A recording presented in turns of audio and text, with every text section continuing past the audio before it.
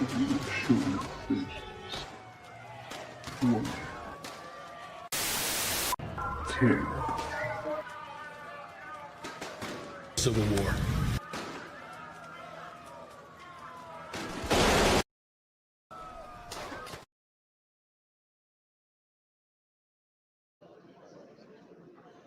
All right, got this working. All right, pair it up. All right, it's Chaos Media. We're live from Lowell, Indiana, over at the local high school for a giant meeting on the Amazon AI data center that they're building in Hobart, Indiana, as well as a handful of other related projects that are going on in regards to AI data centers popping up pretty much all over the state. And irony is, we not only beat Fox News here, but we also beat ABC News here. We got set up before both of them, so I'll let everyone know about that. Yay!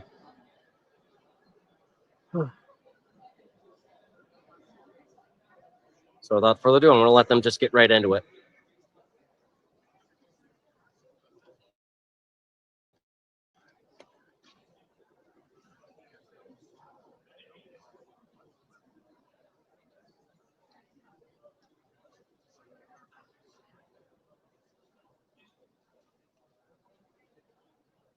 All right, hello everyone, and welcome to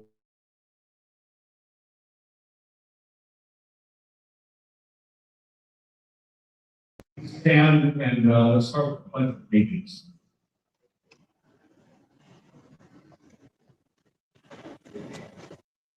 I pledge Allegiance to the flag of the United States of America and to the republic for which it stands, one nation, under God, indivisible, with liberty and justice for all.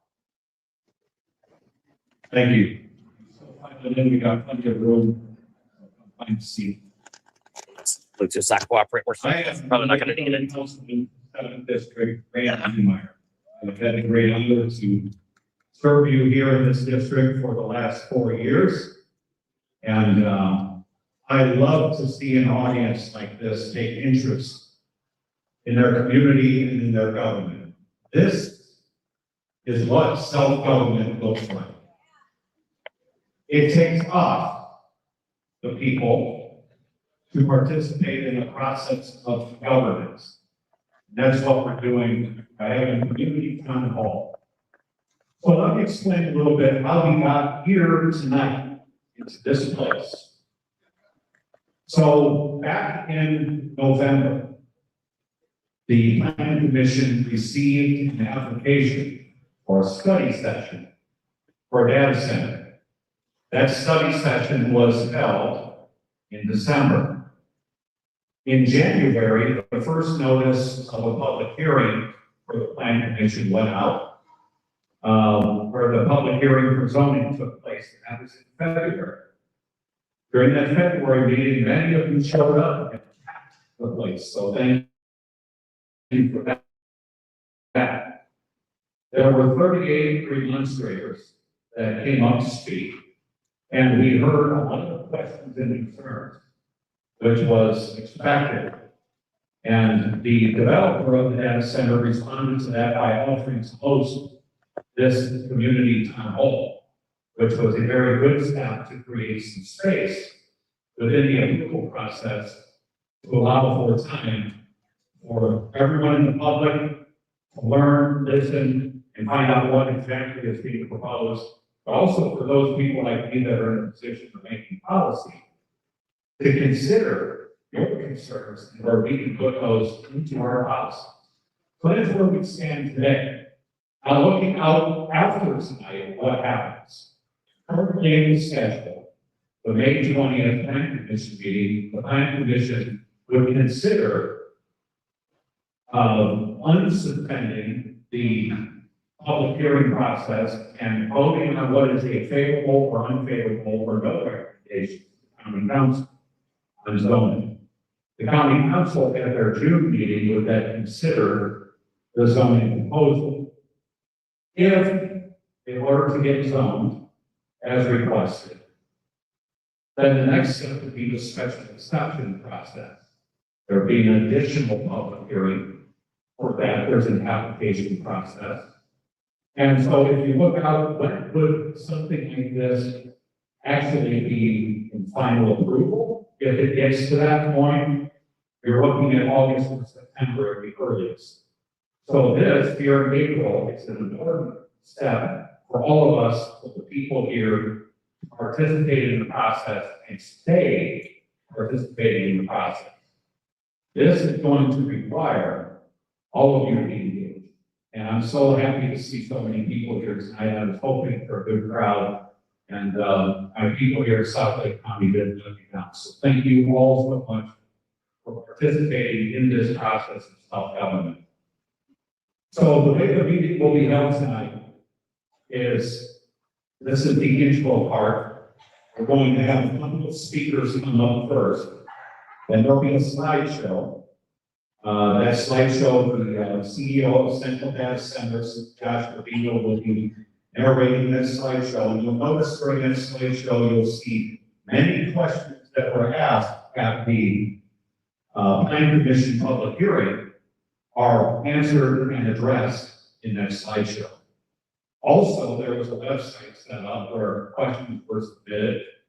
And we, as of 10:45 a.m., there was about 130 questions from 35 different submissions to 24 people.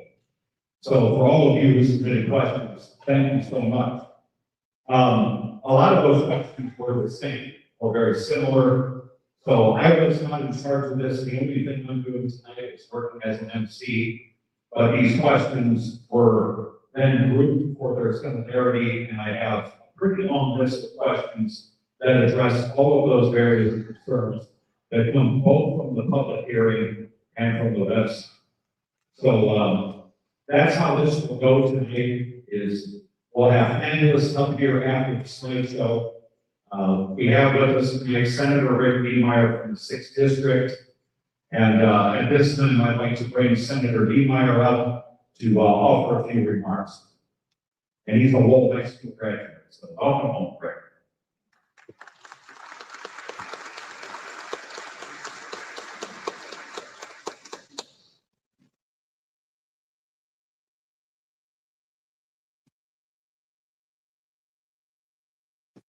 Thank you for allowing me to talk here real quick. And I'm not going to be long. It's reading a lot of information that we need to talk about my graduate course. So that's on the old school. I'm glad that that's been lost in this place. And I'm everyone graduated, okay? But, being a state senator downstate, I knew this was going on. We were at session January, February. I couldn't attend the meeting, but all the meetings, I knew we were going to be deferred. All what was going on. Since that time, I talked to my other state officials, state senators, what's going on in their district, and this is kind of the expert that's going to be happening to these data centers, especially in the incorporated area, and get them to farm. I just want to say this too. In the last 3 or 4 years, we have lost thousands and thousands of acres of farm ground to projects. Whether it's solar, wind turbines, whatever it may be, manufacturing. We got to be careful. And we put some legislation out this year that you can't sell to China and work for the time, they're involved in it and things with us. We're trying to put this stuff. What I know on data centers, how I got involved in the last month, I get everybody has here, strongly about them. It's all over the Midwest. I get that Farmers Advance newspaper every week, and that paper covers Indiana, Ohio, Pennsylvania, and the Wisconsin Michigan. That's all you read in that paper. It has meetings, demonstration, people going back and forth on. I just think we got to really take our time here, especially in the unincorporated area. This is a big deal. It's getting a lot of stuff coming in. I know there's been some conversation about the data centers along 41 corridor there from Cedar Lake and West South, towards just higher, that area, a lot of vacant farm ground. There's a lot of ground that has most Illinois people that's part for development and investment. So we just gotta be real careful. That's why I suggest instead of Mary County, Indiana, with a set right now on these. We need to look at doing the same thing here. I know the Dr. Randy said about 2 weeks.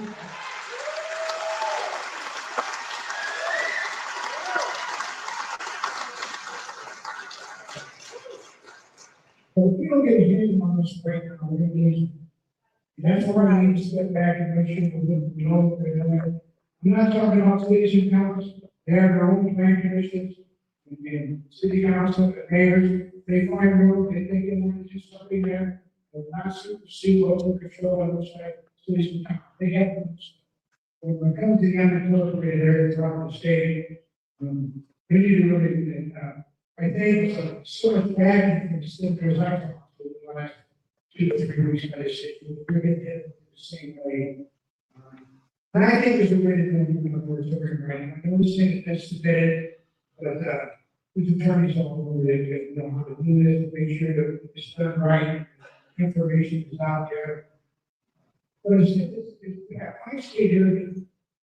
I hope that happens. I hope the planning commission looks at this very strongly, and looks at the moratorium issue. It's kind of going to be county council eventually. Planning commission is just recommending on it, so they'll make the final decision on this. And we have a councilman out there, they're pretty big open. There's 5 or 6 of them all in less than 50, okay? But that's probably bad over the years, some of these decisions. Let's say go to the planning commission, there's only changes, it gets out of our hand. We have a lot of good local people in the planning commission, BTA, represents very well. And we have Randy's on there, the county councilman. So that's what I have the issue, pushing for that, pushing for the moratorium for now, and go forward with it, and get this something out of it. What I say, here, this is a little bit.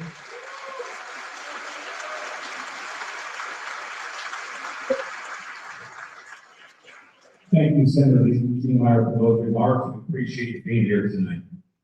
Our next speaker is, and we're honored to have her here, is the Indiana Secretary of Energy. Her name is Susie Jaworowski. Susie, welcome to Lowell, Indiana. Welcome to Lowell High School. Thank you for being here. Thank you, sir. Thank you so much, Senator Representative, for having me here today. Thank you, everyone, for coming out and being an informed community. This is, I think, the best step to take to kind of approach these opportunities with an open mind. And I'm here to talk about energy and natural resources from the state's perspective. And let me just first introduce myself a little bit more. I live in Fishers, Indiana. I'm the mother of 4 and the proud grandmother of 2 little toddlers. And I am Secretary of Energy and Natural Resources. That includes all of the energy-related the energy-related agencies in the state. So the Utility Regulatory Commission, you probably hear a lot about them. The Office of the Utility Consumer Counselor, that is the ratepayer advocate on your behalf as a ratepayer. Then the Office of Energy Development, which is the Energy Department of the state of Indiana. On the natural resources side, the Department of Natural Resources reports into my vertical, and so does the Department of Environmental Management. And you'll hear a little later from Paul Higginbotham, who he's here from Environmental Management to talk about our permitting issues.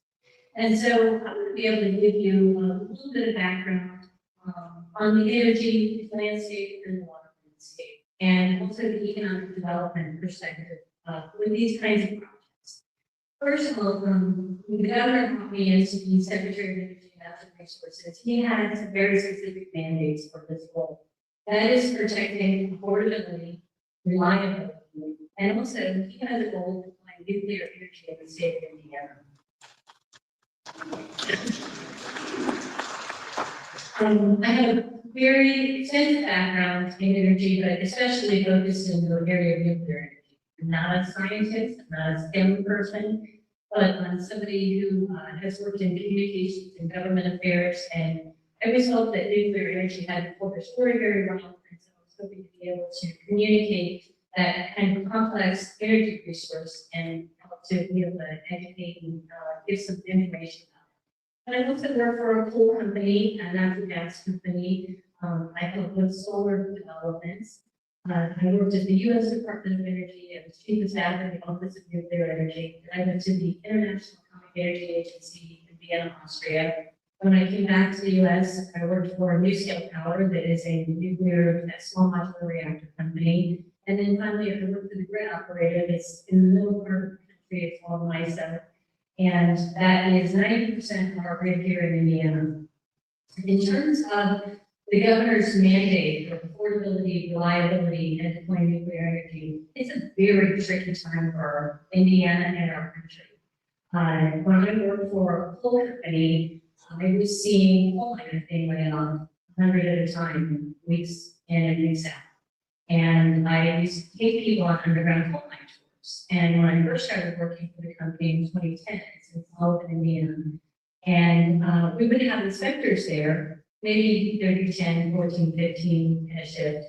Then by the time I finished working there in 2016 and I was about to get laid off, there were almost as many miners underground as there were inspectors underground because they were closing some new lines. The reason I bring that up is because our energy resources have shifted so significantly in 20 years. And we are at an inflection point right now, but it's taken us a long time to get here. And a big part of the reason we are where we are, and it's not just an Indiana problem, but it's exaggerated in Indiana.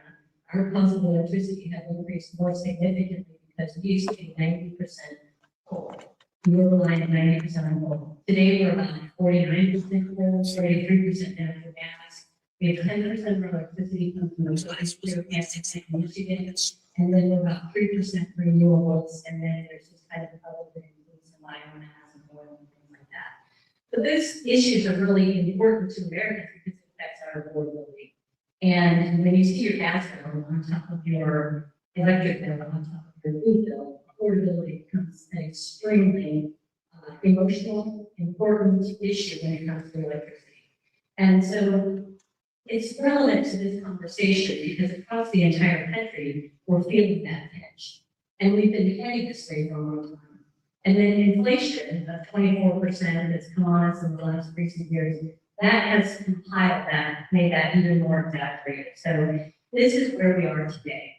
How do we, when our demand for electricity is spiking across the country, I mean, nobody really knows what our demand would be, but between MISO and the State Utility Forecasting Group and the Energy Industry Agency out of Washington, D.C., we know that Indiana will at least be increasing our electricity demand by 1 to 3% every single year moving forward for the next 15 years. That comes after the last 20 years, our electricity demand has been stable, hasn't changed at all. But demand across the entire country is increasing. Yes, data centers are a part of that demand increase, but they are actually an opportunity for us to lower our costs and increase our generation. So data centers are creating demand. Think about everything that you plug in at night, every day, if you make sure it reduces power. Our electrification has changed the landscape in our demand for electricity. Also, reshoring manufacturing into the United States is increasing our demand for electricity. So a lot of information on the internet try to tell people that it's all about data centers. They are the ones that are electricity. They're taking on electricity. But what we're doing in Indiana is taking this moment in time to create a benefit and infrastructure in the state of Indiana. And I'm not here to tell you that you have that. I am not. But I would be irresponsible if I didn't come and tell the story about what we're really trying to achieve by having data centers in the state. The governor has said, we're open for business and with data centers on 3 conditions, and they must meet the 3 conditions. The first is that they're additive to our energy infrastructure, that they help lower rates of emissions. He is adamant about affordability on electricity rates. Again, he's laser focused on it. He has put 3 new commissioners on the Indiana Utility Regulatory Commission. He has hired a new ratepayer advocate. Her name is Abby Gray. I work with her all the time. She is excellent at her job. And he is asking data centers to pay their fair share. The law says that any new large new utility user that comes into the state, of which data centers would be, would have to pay for at least 80% of the infrastructure they need for energy. On top of that, the governor says we're asking you to pay 100%. And so as a result of that, we have examples like in Northeast Indiana, there's a new natural gas plant coming in. It's being paid for by the data center that's working on it. The data center will need 2.6 gigawatts. But the natural gas plant will be 3 gigawatts. So there's an additional 400 megawatts that will go on the grid. That utility's already said, we plan to come into the IURC next year and ask for a rate case to lower electricity because of our partnership with that. AEP owns Indiana Michigan Power. Last month, they made an announcement that next year, they will also come into the IURC to ask for a rate case to lower their cost of electricity, 100% because of their partnership with the data centers. Well, that seems incongruent with increasing our demand. Wouldn't that increase our price for electricity? Well, if they're paying for the new power plants, then you don't have to pay for the new power plants as ratepayers. And when there is a large user, so the cost of creating electricity and distributing it around your area is X, and then you have a large user that moves in there, they help pay for the cost of whatever that is to do that. So those two things together, we are already seeing in the northern part of the state lowering the plan for lowering electricity rates in the coming year. It's a fast thing that's happening. And so I ask for your patience and also being able to watch and learn and don't just look at the first thing that happens on Facebook, but continue to see, come and be part of these kinds of organizations, have your say, ask questions, and do what you're doing. But also be open to the fact that it is important for the United States to be able to build our own AI infrastructure if we want to be able to use AI. And it's important for us to build up our energy resources. Right now, our adversaries do not want to see us build up our energy resources, and they do not want to see us be able to have our own AI. And AI, whether you like that idea or not, the train is at the station. With the goal is using AI, you're probably relying on it a lot more than you may be thinking day in and day out. You're sharing pictures, you're using the internet on your phone. We're going to need those kinds of data centers. So again, I'm not asking you to take a data center here, but I am telling you that the kind of overall energy impact that it can have for us in building out our energy resources. In terms of our energy profile, it's kind of like transportation. Renewables are like bicycles. And just because cars and trucks came along, we had bicycles. We didn't get rid of bicycles because we had cars and trucks. But our coal and natural gas plants are like our cars and trucks. They're the things that keep the energy, the lights on day every day. And then sometimes you need an airplane or a tank, and that's what nuclear power is. And so we want to have a robust portfolio of all those different resources. And you can have a nuclear plant for a minimum 80 years and a maximum 120 years. If we can have a third party between the federal government, all the money they're putting into nuclear power, and a data center help pay for our future energy resources like that, nuclear, I would be remiss if I didn't take advantage of that opportunity as State Secretary of Energy. So that's why I wanted to share that with you. On the water side, the governor has recognized that water is an extremely important resource for our users. We haven't had any kind of significant impact, like most states that have a statewide water plan, they only have a statewide water plan because they had serious problems they had to deal with. Governor Ron has said in an EO, we need to do a statewide water inventory and 50-year water plan. The Department of Natural Resources is taking the lead on that. We are very fortunate that we have a lot of water from Lake Michigan in the north, the Ohio River in the south, and there are parts of the state that are flush with water, and there are parts of the state that do not have a lot of water. I just met with a developer recently who's working in Knightstown, Indiana. They're going to build a data center there. They're going to build a natural gas plant. Their long-term plan is to build nuclear power. And they're putting $30 million of water infrastructure into Knightstown. And so that's something the local community has negotiated in order for them to be coming into the area. Additionally, they're going to get $25 million for their county budget, which the whole budget is less than $25 million. So these are things that real life communities in Indiana are negotiating. I wanted to be able to put that out there for you and let you know that also in terms of water, The Department of Natural Resources is working on this water plan. They are monitoring water quality. You'll hear from the Department of Environmental Resources that monitor water quality, and we'll let them talk more about that. And then the Utility Regulatory Commission, they regulate the sale of water and electricity. So all of those resources together are watching out for all of us Hoosiers. We are Hoosiers serving Hoosiers to the end. And I think now is the time that, and what Senator Niemeyer said is absolutely right. It's time for us to stand back, take inventory of what's happening, decide if this is something that we want to do in the community, but do it with gathering a lot of good information. Did somebody have a question? What's the answer that I want to say? Well, I looked along with the Energy Dominance Council of the White House, and they have acknowledged that China and Russia do interfere on our internet, especially in the area of energy and AI data centers. And then, pardon me? How would data centers protect us from that? I'm not going to data center can protect you from that, but I'm saying that China and Russia are trying to stop the United States from building AI data centers and building energy resources. And so getting onto Facebook and sending out negative messaging about that is one way that it can help stop doing that. And China and Russia? Okay. This lady has her hand up right here. Yes, ma'am.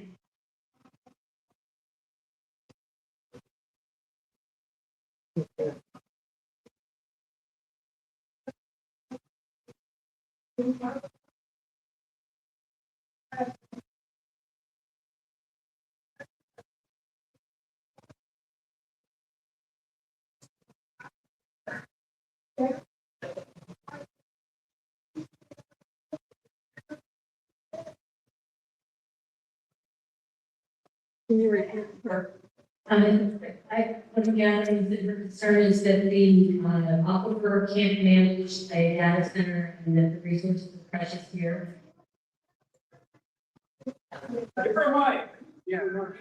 Okay, we'll take a couple of questions, but there's panel that has some good questions here, and so I want to make sure that they have a chance to address the questions. But So the panelists, actually, a lot of those questions that you have, gentleman asked there, lady there about water, those are already in our questions that the panelists will answer. People from IDEM, people from IBMR, data center folks. So we're not doing an open mic because we'll be here till 1 or 2 in the morning. So that's why the website was set up. And for the water questions will be addressed as part of the program. The water trust questions will be addressed. So the water questions will be addressed. All of the questions that were submitted will be addressed. I will stay till the end of the meeting tonight. If anybody has any questions for me, I'm happy to have a conversation. And I'll launch for the rest of this, and I hope that your questions will be answered, but I'm here to talk to you later. I mean, I did say I'd take a few questions, people were raising their hands, but we can talk afterwards, so I don't go on the rest of the presentation. Thank you very much for having me here, and I look forward to chatting with you.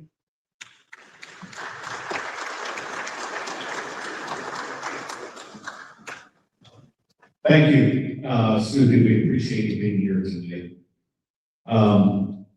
Thank you all. I mean, I understand the passion, but I started a lot of the questions I just heard are right in here, so they are going to be answered.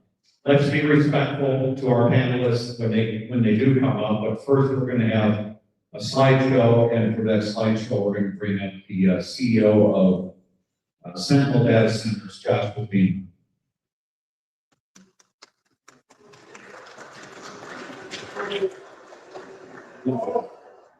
You know, I know my people here in South County are passionate people, but I also know you're respectful. So let's have a good, respectful presentation.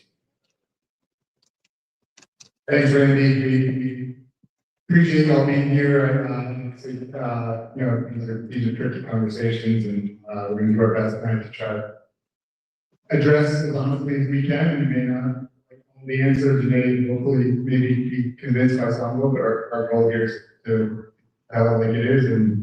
And by way of quick background, Sentinel, I founded it back in 2002, started sort of fixing broken compound buildings back in the day.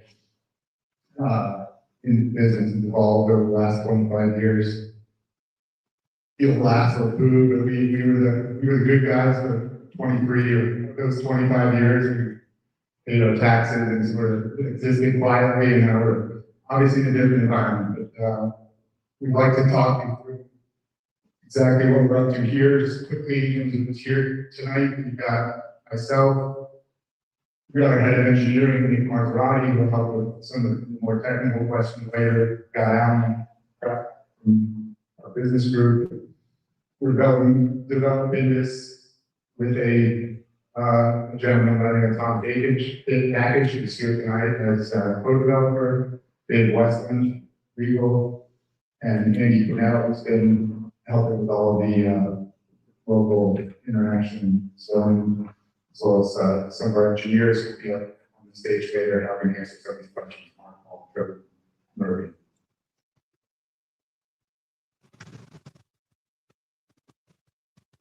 Just quick background again, as some of you heard in the prior meeting, is what we're proposing. Site's about 60 acres. It is currently zoned agricultural. We're going to be walked through the process. We're seeking to get it rezoned and then ultimately via the special exception as a 500 megawatt data center. We're engaging with NIPSCO with respect to the power. And as Randy said, this process will progress in multiple steps over the next six or 8 months. Just to give a sense of what we build, we take a lot of pride in what we build. We do not feel like we build it. Some of them are, others are not. We hire great architects and try to make it more consistent with the community. We use nice materials in the scheme of things when we spend all this money or not are rounding errors, or we can afford to make these things look as nice as possible, and we really try to do that.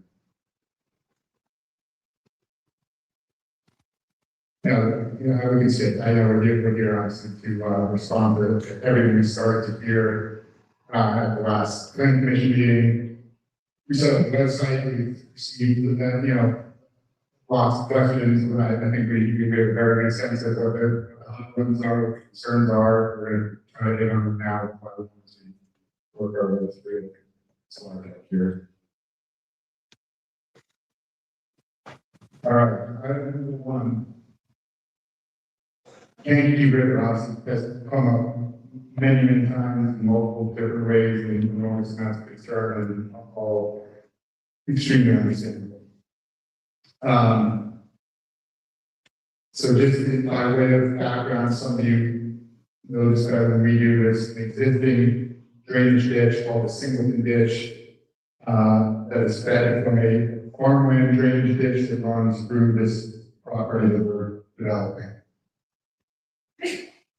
First thing is the 2 types of data centers when it comes to water usage. One uses evaporative cooling, so centrifugal chillers connected to an open loop system, cooling towers.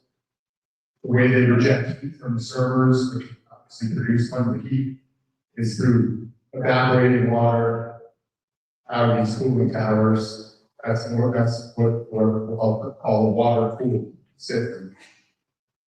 That's how we used to build when water wasn't an issue. The industry used to build that way. It's a little bit more efficient, uses a little bit less power. Mm-hmm.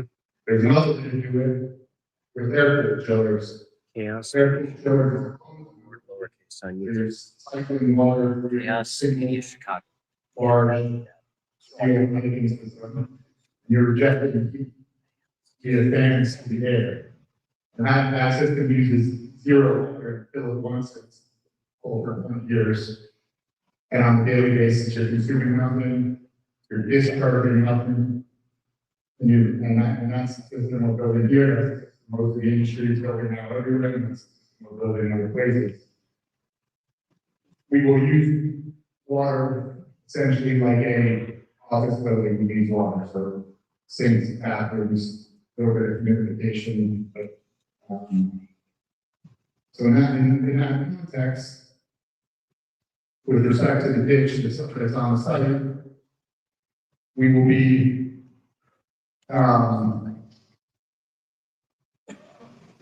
piping that ditch into an underground system, routing it through a series of detention ponds, for treatment. So instead of having an open, uncontrolled channel, all the rainwater, which is essentially what's left, so we're not discharging water from the facility, will hit all these various, code required erosion controls and containment type structures. So this is, should be, point of plan improvement to what's there today, which is essentially just untreated water that picks up fertilizer and pesticides and eventually it's sinking the ditch. We should be hopefully improving that condition. Good.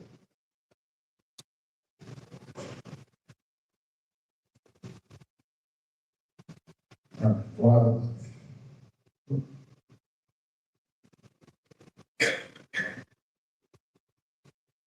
So we've heard some concerns about wetlands and wildlife. Obviously, those concerns are taken seriously as well. There's a much more in-depth environmental study that happens in the next phase of all this, but currently, everyone knows it's like farming, it's been that way for decades. Very limited trees, no contiguous forest. Drainage ditch on site is a man-made agricultural channel, not a stream of any sort. We've been working with that well and hard to perform a wetland determination. There's no wetlands on site. No permits from the Army Corps are needed to mitigate wetlands, to move or mitigate streams. We had initial consultation with the Fish and Wildlife Service, and the only species where there's potential presence is the Indian bat, which the conclusion was not likely to be adversely affected. That's what we know about wildlife and habitat on the site as of today. In terms of water usage, again, as I just mentioned, there's lots of statistics going around on the web and whatnot about data center water usage. The number 12 million gallons a day pops up a lot, and that is not been a crazy number for a water a data center that's cooled with evaporated cooling. That's a massive data center cooled with evaporated cooling. Those things do exist. Water usage of that magnitude is commonplace again in these evaporative systems. This is not your building, again, you're fully air cooled. We should use after the initial fill 0 gallons of water on a daily basis for cooling. We're going to have some wells that just serve bathrooms and things, and again, some basic humidification needs.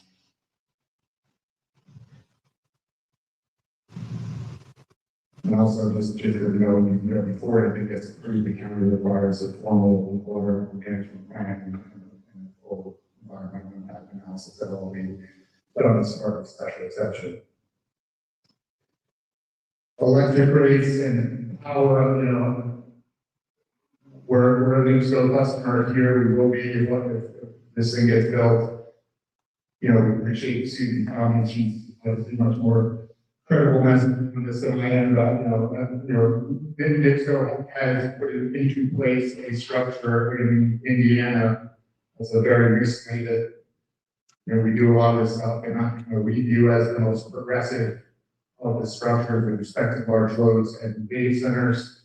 Structure that we're seeing other utilities in other states look at it very closely and try to copy. And the idea behind that structure is not only to have data centers pay for transmission upgrades, the wires, pole lines, but also to pay for generation, which is very uncommon in other cities.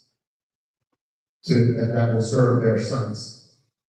And so what that will do, hopefully, if Susie mentioned, is entice, if you can get a data center into a state under the system, it entices investment into not just grid upgrades of an aging grid, but also generation plants, whether that's natural gas, which is more likely in the near term, or nuclear, which I think would be very good for us all in the long term. Structure should it goes according to plan again, the new structure should funnel dollars back into the residential rate base as opposed to taking dollars out of the residential rate base. It's been engineered such that there are extra dollars over the course of, the life of these things that go back up, subsidize the residential and other commercial customers. So we would be one of the first data centers that are part of this new paradigm.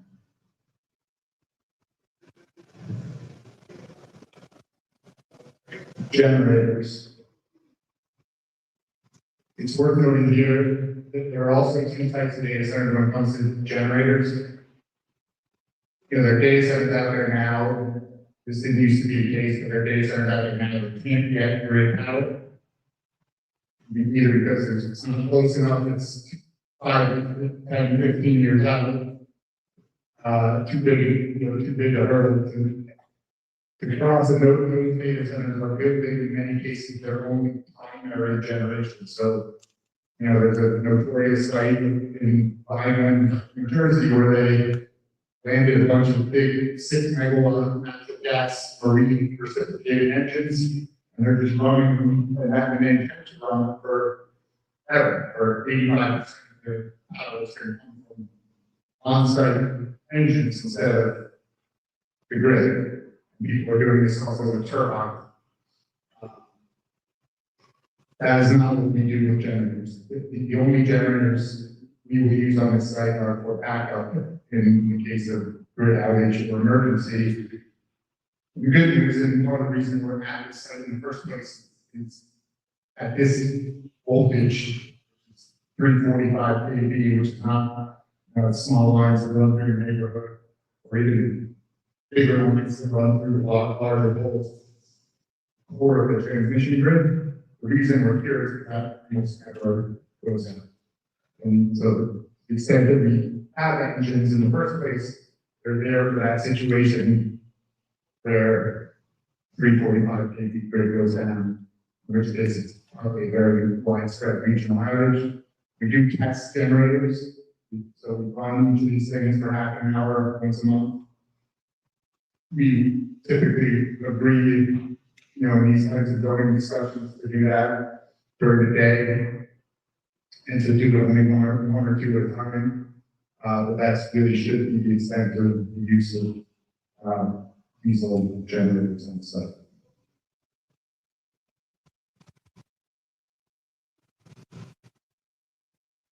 And use. We understand this is a sensitive topic, and I don't necessarily have all the answers here. Everyone wants to hear, there's a train of thought that this is farmland and it should stay farmland, and I understand that. There is a comprehensive plan to provide commercial zoning and some of these industrial uses.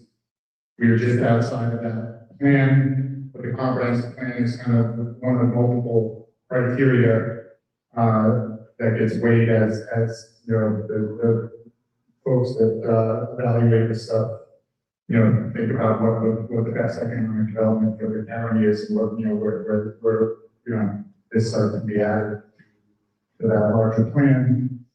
As everyone knows, around Lake County, around this area, the county is approved in fairly close proximity to this. large concrete plant or a solar farm battery storage facility is not built yet. Cold storage facility just got built, and obviously a distribution center. So this is in that path. And again, as everyone knows, rezoning here is step one of a multi-step process. This just shows the map of where we are, which is the orange square with the star in the middle of it relative to each of those other uses that I just referenced.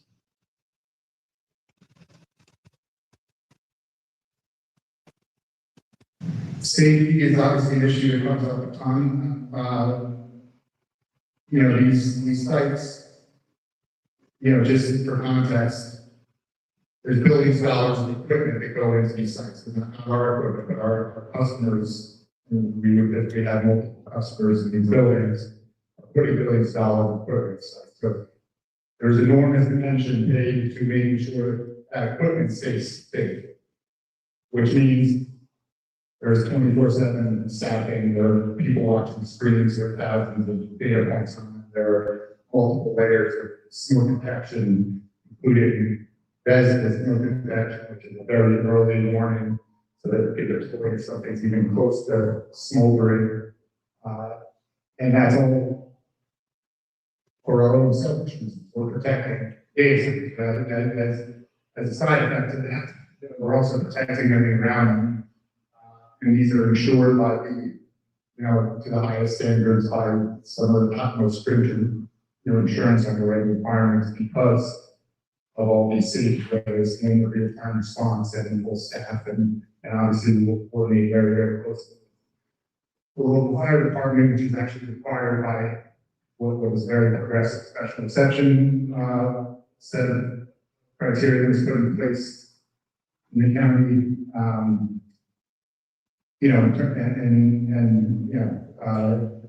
Obviously make sure that they're, fully aware of the trainings that everything we've got going on for the staff inside the site. There's also a required 200-foot minimum setback, which is obviously health and safety and level noise and aesthetics and everything else. With respect to noise, fair concerns on noise and different noise profiles for different types of data centers as well. We do a lot of this. I've done it for a long time. Lake County has a 55 decibel limit in the ordinance. That's as low a limit as we've seen anywhere else. 55 decibels and something. During this process, there will be acquisition models and reviews by the, folks on the other side with experts, et cetera. The 55 decibels at the property for reference is often described as a conversation between two people. So like a normal conversation. That's the ordinance. And then the repercussions for us that are violating are severe. But, we build these buildings so that they can never go down. So for us to violate an ordinance like that means there's a risk of us violating all of our contractual obligations to the customers. There's no world in which we can build a data center, finance a data center, it doesn't meet that limit and has a risk of potentially going down. So the noise generating elements in our data centers that are external to the building are the air-cooled chillers, which sit typically on the roof, and generators, which again run only really, all together in the regional range. We will model this, we'll model frequencies. The other nice thing, for those that follow some of this stuff on the Reddit, people often hear complaints about a low frequency hum. That low frequency hum tends to come from large fan blades, like helicopter blades that are rotating. And those are the blades that are typically on top of these cooling towers.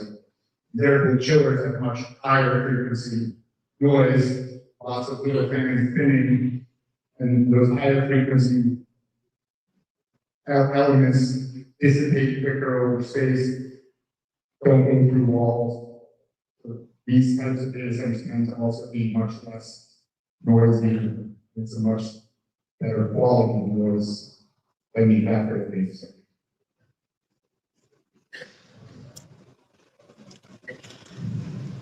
Property values.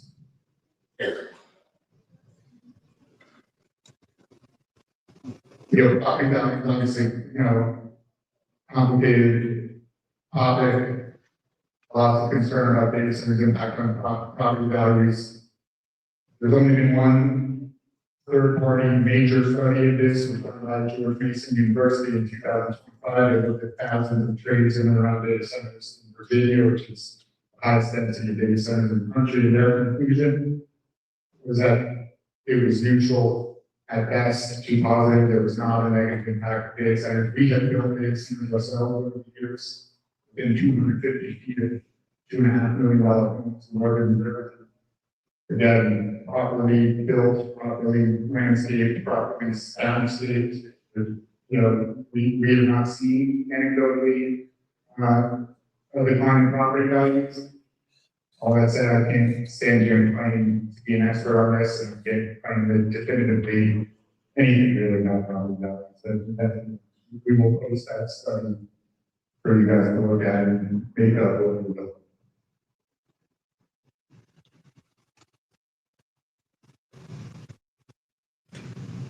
And as context here, with a lot of the closest, there are some houses immediately next to these data centers. Obviously, we engage with many of those homes. We'll try to do what we can to help them along the way a little bit. The next closest community is about 2 miles away, so there really should, that distance.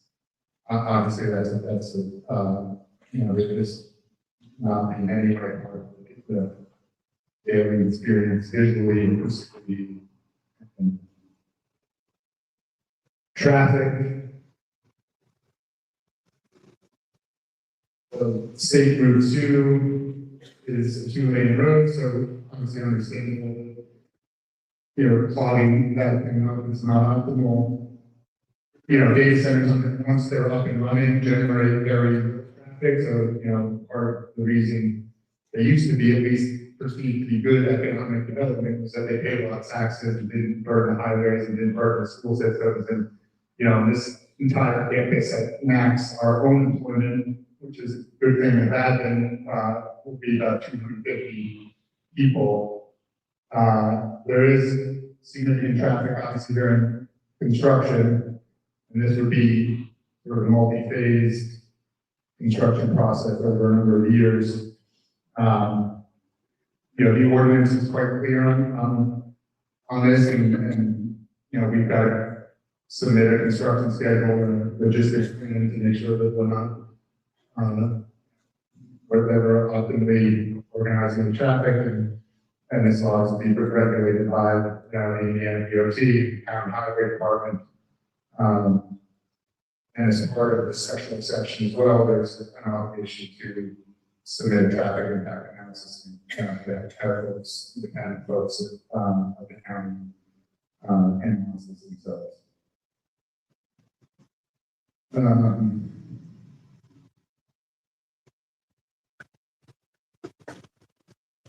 So just in summary, before we offer 2 seconds about some of the more positive things, with respect to, water, noise, aesthetics, power, environmental impact, emergency response, construction, traffic, we've gone through as much as we can here. We'll hopefully be able to answer a bunch of questions in a bit, and we also have this website up, and we'll answer any questions related to that website on any of these issues to the extent that we can address them here. In terms of what this means for community impact, obviously these are massive scale projects and as a result can really move the needle with respect to, local, helping, the local economic picture. This will, at the end of the day, be north of $5 billion investment. This will employ a few thousand construction workers during the course of this 5 or 6 year build out. We will, as have all the other projects in the state of Indiana, negotiate a development agreement, which will spell out, all the ways that we will, use dollars to generate either by property tax or real property tax to talk about the community as context. And somebody may follow this in the news, but Amazon just did a deal with Hobart that everyone's aware of. They wrote an initial check of almost $50 million. That money goes back into the park, schools, et cetera. There's various studies in both directions of economic activity, but despite the fact that we only employ 250 people, there is a very large ecosystem. Chamber of Commerce published an article recently saying that each of these data centers tends to produce roughly $35 million a year of economic activity. So whether that's exactly right or not, who knows, but they're actually, I think, really strong. So as Randy mentioned, we're on, next up on the docket for county commission in May. County council will conduct the final rezoning vote. If we get through that, there's special session process. That's all the enforceable standards get applied to new owners. And so this won't be the last time we've seen this. We'll hope to continue to engage, hope to continue to answer questions. We appreciate all the time together.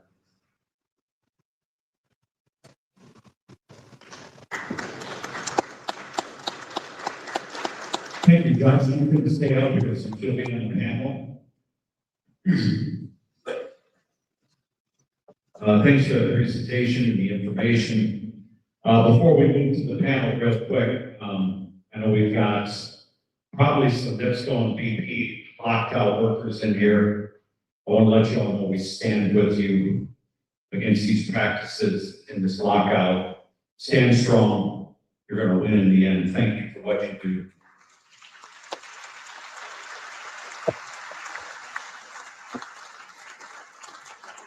I'd like to also acknowledge our first responders who showed up tonight to keep us safe. Thank you very much. We appreciate it. And a special thanks to Lowell High School for holding this for us tonight, being patient with us.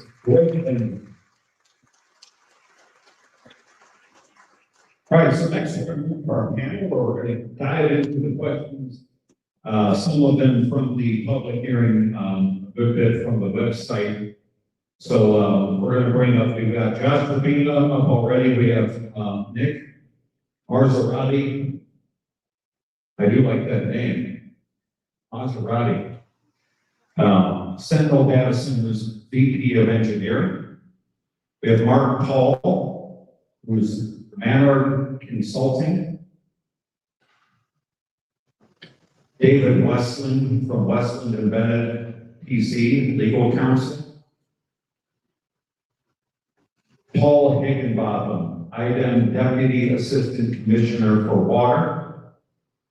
Unfortunately, Matt Stuckey with IDEM could not be with us tonight due to a family emergency. Heather Innes, NWI Forum. And Matt Reardon of MCR Partners.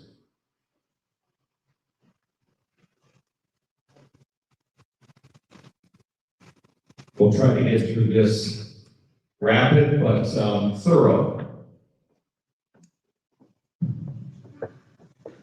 Is there enough chairs? I asked for the recliners, but we got the banquet chairs. All right, Josh, first question. This was submitted by Kristen Woodward. Who is the end user the data center is being built for? Design. So, our business is not a single end user, so all the time, end user, likely multiple end users, or, history is precedent. We do a lot of business in financial services, healthcare, pharmaceutical. We also do a lot of business with hyperscalers. We also do some co-location, which is more retail type business. It's smaller cages and cabinets for smaller companies. So 500 megawatts is a lot of power. It's a patchwork of all of those, and none of them can be committed. Why is the project named Shirley? This was a time special. I think I was currently Shirley Temple is the star of a movie that is somehow tied to the sun and responds to the constant. All right, hey, real question, why didn't you talk more about traffic? Hold on, sir. We're getting into the questions. They do matter. Sir, please, let's be respectful. If this project goes through, what type of data center will it be? Enterprise or co-location? If enterprise, who is the potential end clients? By Michael Gilmore. Yeah, I think that's Sting's first question. The answer is enterprise, location, hyperscale. Can you define the maximum anticipated scale of this project at full build out? Total buildings, energy demand, supporting infrastructure, and not just the initial phase. Yeah, so at full build out, again, 500 megawatts of power, site plan 4 buildings, either be single story buildings or 2-story buildings, depending. They're single story buildings, roughly 1.7 million square feet, the 2-story twice that. It's not enough megawatts to put into 3.5 million square feet, so likely needs somewhere in the 1.5 million, 2.5 million feet sitting in a single story or partially 2-story building. What other projects has Sentinel or your affiliates submitted for? There's been lots of attention on this area. It is our own. Why did you choose this specific site? What criteria were used to determine it was more appropriate than other locations with similar infrastructure access? Yeah, the hardest thing to find to locate these data centers is power, so we're primarily looking for places on power grid, some power grids, we say that have the access to serve at very high voltages, like this 345 kV voltage, which traverses this site via the diagonal easement. That's the primary reason we're there. It's also part of the intent to find sites in this greater Chicago area that are some and do it with floodplain, so this site is outside of that floodplain, which one or two of those things really nice here. Will the company provide the public an environmental and residential impact report on existing data centers? As part of the special exception, if that's the question, we have to provide a full third party and begin from a set of consultants that are defined by the county, and they will do a full assessment as part of the next phase of the project. For those of you looking for that special exception ordinance being referenced, it's ordinance number 2590. It can be found on lakecounty.in.gov.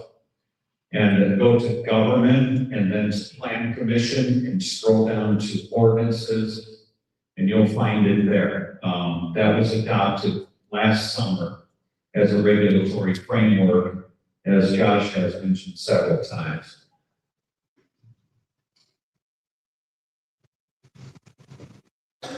Is there a decommissioning plan in place, and who ensures it's followed through if the facility becomes outdated or no longer needed?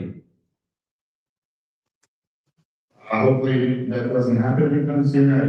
Again, for context, like we build he says, you know, they have to, you know, if they're not running for 20 plus years, we're not making a return on our investment. So these are 20 plus year assets. Maybe technology changes and bad day for us, obviously, they go away 5 years from now. But, honest answer is we got to comply with law and regulation, and I don't think there's one more committed than that, but the potential future decommission. So in ordinance 2590, Lake County does require a decommissioning plan as well as surety be taken out so the money is there should the data center ever be abandoned. So we have already put that in the framework of the regulations. Okay, last question for you. Your findings of fact reference leveraging existing infrastructure. There are no sewer or water utilities serving this development. What existing infrastructure are you leveraging? Just out. As we said, we're not using much water, so we're going to use a windward source for the bathrooms and things needed. And we're not going to connect sewer with use the septic system. Thank you, Josh. We'll move next to David Weston, the attorney for the developer. Again, another question in findings of fact. Your findings of fact state the subject property is located within the Dinwiddie target area and business park. This is not accurate. The property lies nearby, but not within the target area. How do you reconcile that? Thanks, Councilman Niemeyer. The original application was filed in January, and then we filed a findings of fact. At that time, we were under the belief that we were in the actual Dinwiddie target area. Through some investigation work with the county, we determined that we were just outside to the east of that area. And at our public hearing in February, Councilman Niemeyer and I engaged in a discussion about that. And I think we made pretty clear that we were just adjacent to those particular things like battery storage, and so we were adjacent to the Dinwiddie area. The reason that it was mentioned in the findings and in other parts, I think it's, anticipating a question after this, was because part of the criteria for rezoning is you have to prove to the council and the plan commission that what you're doing is consistent with neighboring property. And so we mentioned neighboring property owners in our findings because it's relevant to the legal findings that the plan commission and the ultimately the council have to make on that issue. Thank you. Next question. If the zone change is approved and the special exception is later denied, anything permitted in M1 could go in by right. What prevents that outcome? The only thing that prevents that outcome, quite frankly, it would be the county rezoning the property back. So our intention is to pursue the rezoning. At that point, as Mr. Rabina mentioned, we would file for our special exception. If that isn't granted by the county, then at that point, the county or the landowner could petition to take it back to agriculture. Thank you. Let's see. I want to go to Nick? What is the expected lifespan and durability of the closed loop chilled water system? It varies by components, but typically the equipment is good for about 20 to 30 years. And the piping system is usually much more than that when properly maintained. How often do the lines for the closed loop need to be bled and refilled? Where do the chemicals from the bleed go to? So once the data center is operational and the pipes have been fully flushed of their construction debris and the proper, trace levels of anticorrosives and microbial inhibitors are within the piping loop. If you remember, this water is not exposed to the atmosphere, not exposed to sunlight. It's typically clear in nature, really maintained with no suspended solids in it. Think about it like the hydronic system in your heating system in your house, you base 4 heaters. How often does that blow down? So it's very, very unlikely and not part of the regular recurring process for closed loop water chill systems. Is there a data center already constructed with a similar design for water use we can point to as precedent? Yeah, I think so. We probably could provide some examples, but pretty much any of the newer generation data centers, air cooled chillers as a means for heat rejection, but going to employ very similar, closed loop water systems. So which key assumptions presented at this stage, cooling method, water use, energy demand, are expected to remain consistent through final design and permitting? As Josh mentioned, there are two main types to do this type of cooling. We've committed to a zero HVAC regular water use system, which is the air-cooled chiller system. What key technical evaluations and studies what are the key technical evaluations and studies that would inform long-term impacts have not yet been completed? I'm going to read some of these on this. Josh had these in the slide earlier, but I'll just rattle them off. But the full traffic impact analysis, grid capacity and reliability studies. We're doing full noise and acoustical study, emission study, daytime, nighttime for various octave bands, low frequency, high frequency, stormwater impervious surface modeling. We do visual and light pollution assessments as part of the step of this process. The full list of what's required out of the ordinance. Where do obsolete circuit boards and equipment go after removal? Roughly how much waste per year in tons will the facility generate? So our customers typically handle their own disposal of their own servers. We estimate that their lifespan is somewhere between 3 to 7 years, and they handle all of their own kind of decommissioning of their servers offsite. There's no dumping or disposal of any of the commercial server equipment. It is a highly regulated process. A lot of the customers that we employ are publicly traded and well-known entities that are required by law, all very regulated standards, disposable electronic devices, and more often than not, all of this equipment is recycled. Various components with circuit boards or things like, some of those light metals like gold and silvers and coppers, it's all recycled and reused, and then we're properly disposed of. This is one that I've got quite a bit of, is how will EMF emissions from data center infrastructure affect local ecosystems? So you can Google search. Magnetic fields are measured in micro Tesla.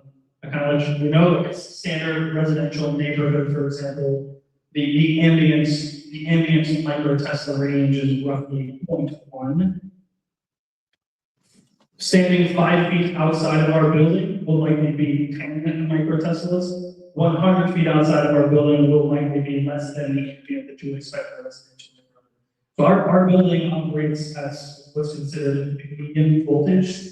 much higher micro Tesla ranges are existing directly below high tension power lines, which you guys above 60 when you drive around the road. So we expect to see zero impact, zero perceptible impacts from our facility.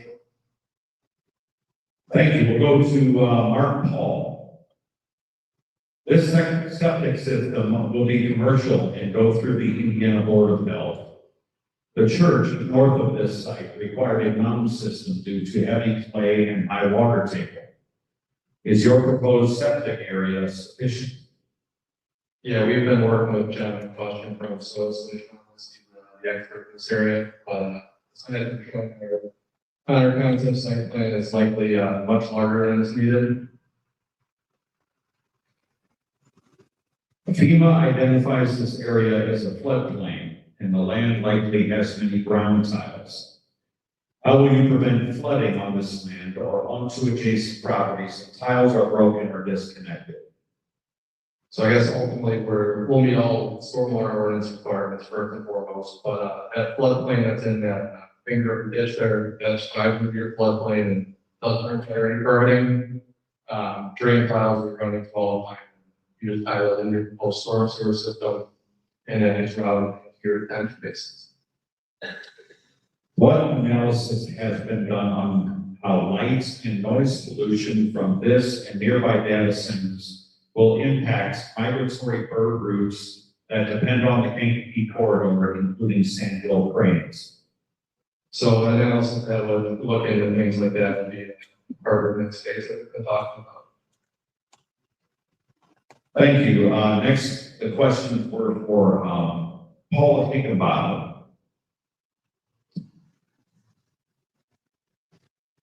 Given that this is one of multiple proposed data centers within close proximity to the Kankakee River, has a cumulative watershed impact study been conducted? No, it's not required from the IDM perspective for that to be done. With that being said, there are other aspects of things that are being done by the state agencies. The secretary mentioned the statewide water plan. As part of that statewide water planning, the Indiana Finance Authority is doing regional water studies throughout the state with the demand need for different water areas. We've had watershed assessment groups that go out and have our ratios out in the state, rotating basins where we do. We look at the chemistry and the biology of the water in the state on a rotation basis throughout the year. In addition to that, the permitting process itself are under the Federal Clean Water Act. So any permits that would be issued or be needed from the agency of related data centers, we have to make sure that they comply with all water quality standards and it's protecting the public health.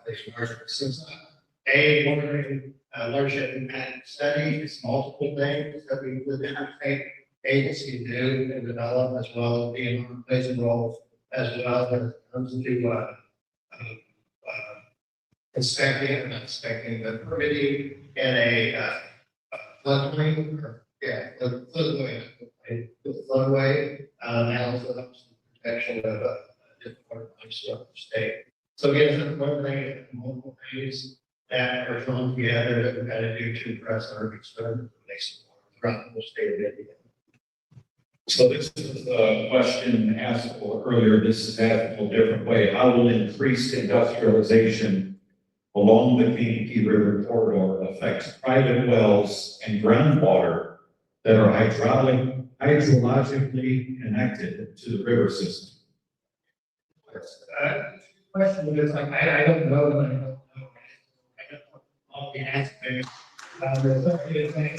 It's something to them that we would have to look at, but it's also, as Secretary mentioned, our natural resources on the issue of wells, and the impacts of flowing waters that are state or state code under Indiana Code 914. There are requirements, there are protections about water use, and there's a significant water user out there that were to pull down the water down there, and it impacts the neighborhood. There's a process that the homeowner or user can go to address and make sure that they're compensated again with the legal process. They were compensated for that.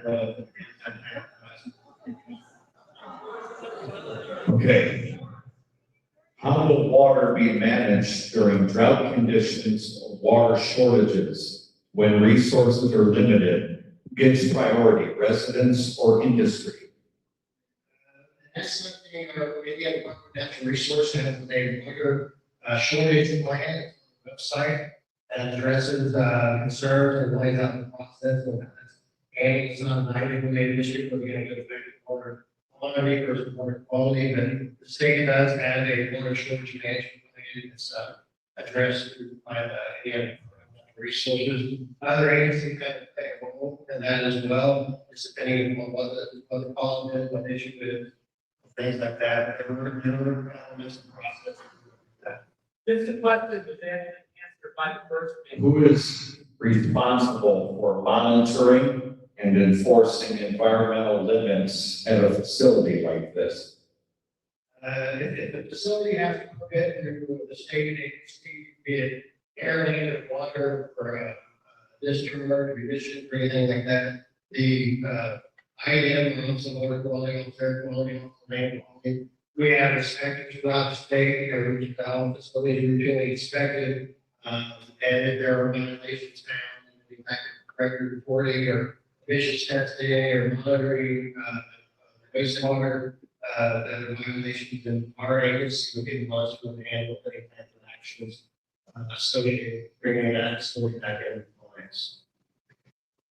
Thank you. I will say that the ordinance that Lake County has regulations for data centers is continually being updated. And we have an ordinance committee that's working on a couple of more regulations to add to it related to water. One of them is a cap of usage. And as far as the consequences go, I get asked that question. That starts at the county level, moves to the state level, and if it goes beyond that, it would go into the court system. Matt Stuckey couldn't be here, so I'm going to ask you to jump in on the air quality issues. Answer the best you can. How will you safeguard the public from air pollution risks, nitrogen oxides, fine particulate matter from the facility's backup generators? Yeah, I'm a water guy, I'm not an air guy, so I apologize. I can't speak to the specific air pollutants, but it's similar to water that those backup generators get a where there will be conditions, the emission standards, a bunch of different requirements to control the emission from those backup generators. So it would be all of them would be handled through an air permit. Air quality. And it would be the same process. There's inspections, there's data, but there's issues. We would be the ones handling any kind of related issues associated. Not just for this facility, and this is kind of how it is throughout the whole state of Indiana for any type of facility or for its water agency. If the facility exceeds permitted air emissions, what are the enforcement consequences? I can't speak to the specifics because everything depends on I get frustrated with my answers, but without the specifics, every condition, every situation may be a little different. If it's something relatively minor, maybe handling through just a compliance letter, some that's a major issue, again, throughout the state, it's a major issue that may require us to take administrative enforcement action against the facility to address the violations and also to get them into a agreed order to bring them back into compliance within a certain time frame. And it could be associated with the violation. Again, it's very dependent on the specific situation. Thank you, Phil. You're off the hook for now. Heather Hinnis from NWI Forum. Beyond this specific project, how do data center developments typically affect broader regional economy of Northwest Indiana? Northwest Indiana obviously has been getting a lot of attention on data centers as of late, and it's attracting additional investment. Proving out our infrastructure is rich. We are at the crossroads of America.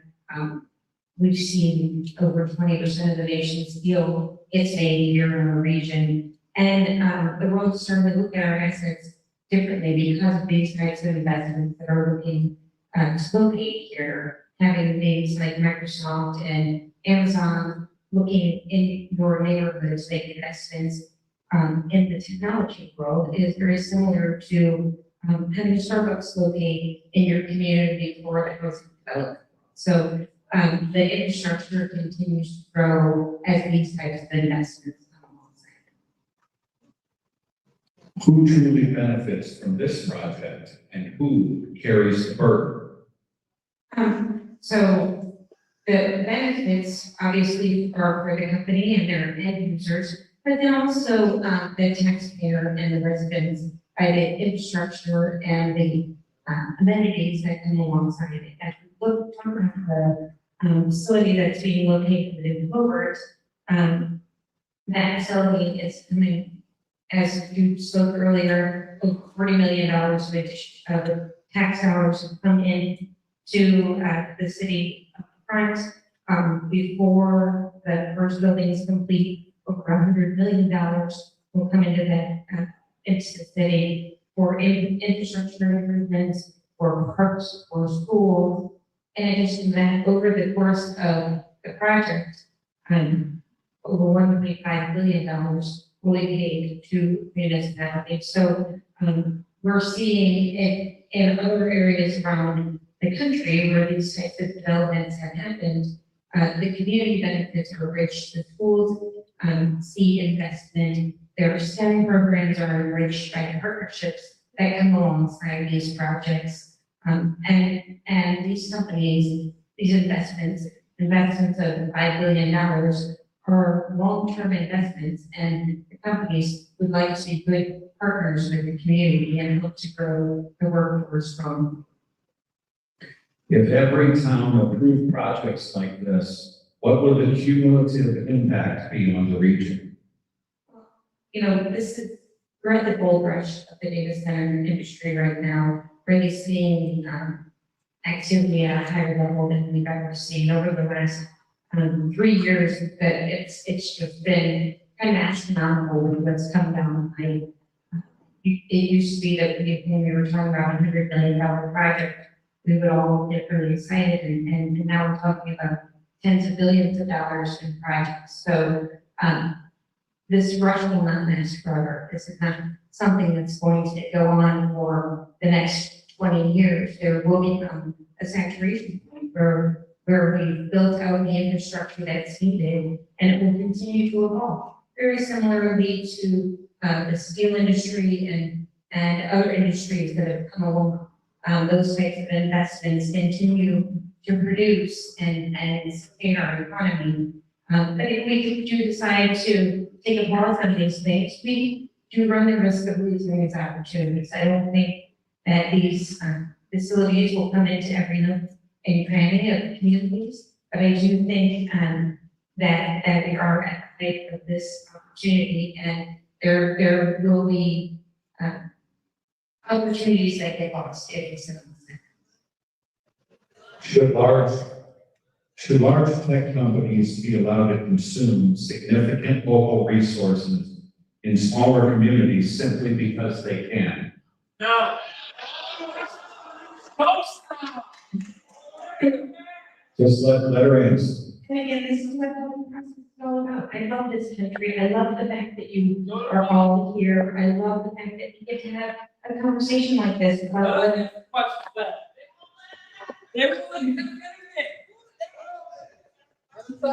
So we have put out a website called NWI Data Facts, where we are answering questions daily. People are submitting questions, and we're working to get the frequently asked questions answered on our website. We're also working to get specific questions answered. Oftentimes we don't have specific project answers because those generally happen at the municipal level. But no, I think that no one should be allowed to do whatever they want to do at any time, anywhere. None of us should be allowed to act, against one another in vile ways, but have there been bad actors that have been in the industry at some points in time? Absolutely, there have been bad actors in all industries. But I know that the communities are watching more closely than ever. This process has been fair and transparent. The companies are trying to work with communities to answer questions as well as they can. Oftentimes, when you're setting a project, you don't know exactly what is going to go into the inside of the building until you start to really get into the design and figure out what's happening as you get into the soil testing and other things. So it's sometimes unfair to ask all of the questions up front because the process is evolving for these companies. And the technology is continuing to get better. So many of these companies are using the best technology that's out at this day. And by the time they get to work through the process, there may be better technology out there. So we're at the next industrial revolution of technology, and we're watching it unfold. Thank you, Heather. Matt, yes, will this reduce property taxes in Lake County? Easy one. Well, the truth of the matter is that if you talk about how it works, the total assessed valuation, this is going to work. Total assessed valuation of Lake County is $35 billion. It's everything, everywhere. Every farm, every business, every factory. So I start with this as the existing conditions. What would happen if this is built? And let's just say the assessment by the time it was done was $1 billion. Okay, so that would have an impact of 2.7% on all the ratepayers in all the counties. Servers inside the building. Well, I'm gonna get to that. This is just what's being proposed here by this company. It has nothing to do with the computer equipment, which could be billions of dollars additional assessed value. But I'll cover that. I'm just gonna cover the specifics about this. So, but there's a better way to think about this. And I can't give you a better example than what happened a few days ago at the Lake County Council. And it was when Councilman Niemeyer contacted the commissioners and said, I would like to work out an agreement between some of the local areas. And this had to do with the job area. And as a requirement of that project, that particular industry, which is a 1.2 million square foot distribution center, had to commit to pay an economic development. So in discussions with the companies, what can we do? And they said, well, the idea is money to stay in the area. We said, okay. So we got in contact with the Lowell Fire Department in the town of Lowell and said, what do you need? And was able to get a draft document together and was voted. And then he reached out to previous schools and said, what do you need? You need a bus? We have some money. Then he reached out to Eagle Creek and said, what do you need? I have some money for you. So that was an example of what should happen. The example of what should and could happen. So I'm going to also go to another real life example. So this school corporation had a referendum that failed. 2023 went down. With a project of this size and the amount of revenue that would be generated, you wouldn't need to do a referendum. You would have an agreement with the county and the county commissioners to disperse the revenue in the forms that it's allowed to be done. And now I'm going to use another example of something that this happened in a place that happened in. The city of LaPorte said, it's important for us to make sure we have schools, and it's important for us to fund their capital needs and some of their operating costs beyond what the budgets can provide. So what did that mayor do? He started to deal with the school corporation and said, you will get 15% of all the new tax revenue to you for your use. And that was an example of partnership. Now, these are things that have to be managed through this process, and these are things that your elected officials have to put into a development agreement, so that matters. But I'm just gonna start with the existing conditions. This project is, on, would be 162 acres. There's 123,000 farm acres in South Lake County. Current assessed value and taxes generated by this parcel is 11,510. Based on what's proposed by this particular project, when they're done, excluding the compute equipment, meaning the computers inside. Their annual tax revenue would be from this project, 6.5. So I'm gonna go from 11,000 to 6.5.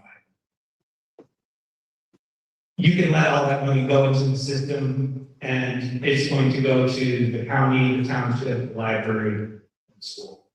Just like I'm in Texas. We all pay the county portion. I live in a different township. My money goes to that township. We all pay the county library. We have different schools. But there's a pathway to collect that money and use it for projects specifically impacting the area. And that's what the councilman and the senator talked about. If they're going to do projects like this, the funding has to be locally used. So at the end of the project, and let's just say they're successful going through the process, and they make through the approvals, and they go through that special exception permit that's going to answer questions about the environment, water, traffic, what their economic development proposal might be to the elected officials. So they get to the end of it. So the 25-year tax reduction is $368 million. So what could Eagle Creek Township and what could Lowell do with that? What could South County do with that? I don't know. That's a question that you should take up with your representatives.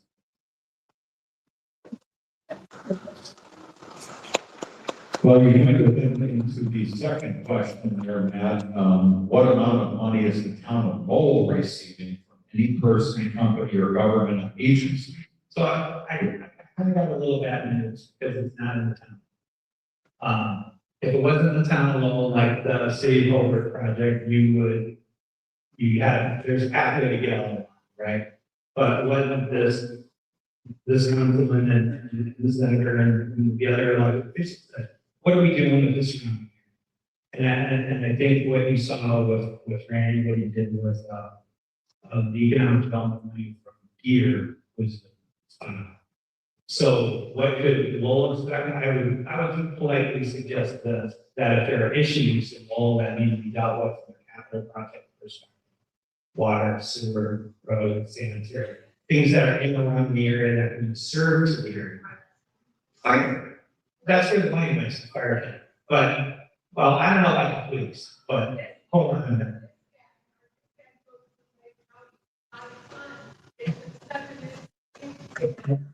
And he got community. We lost water 3 times in January. Is that in the town? Okay.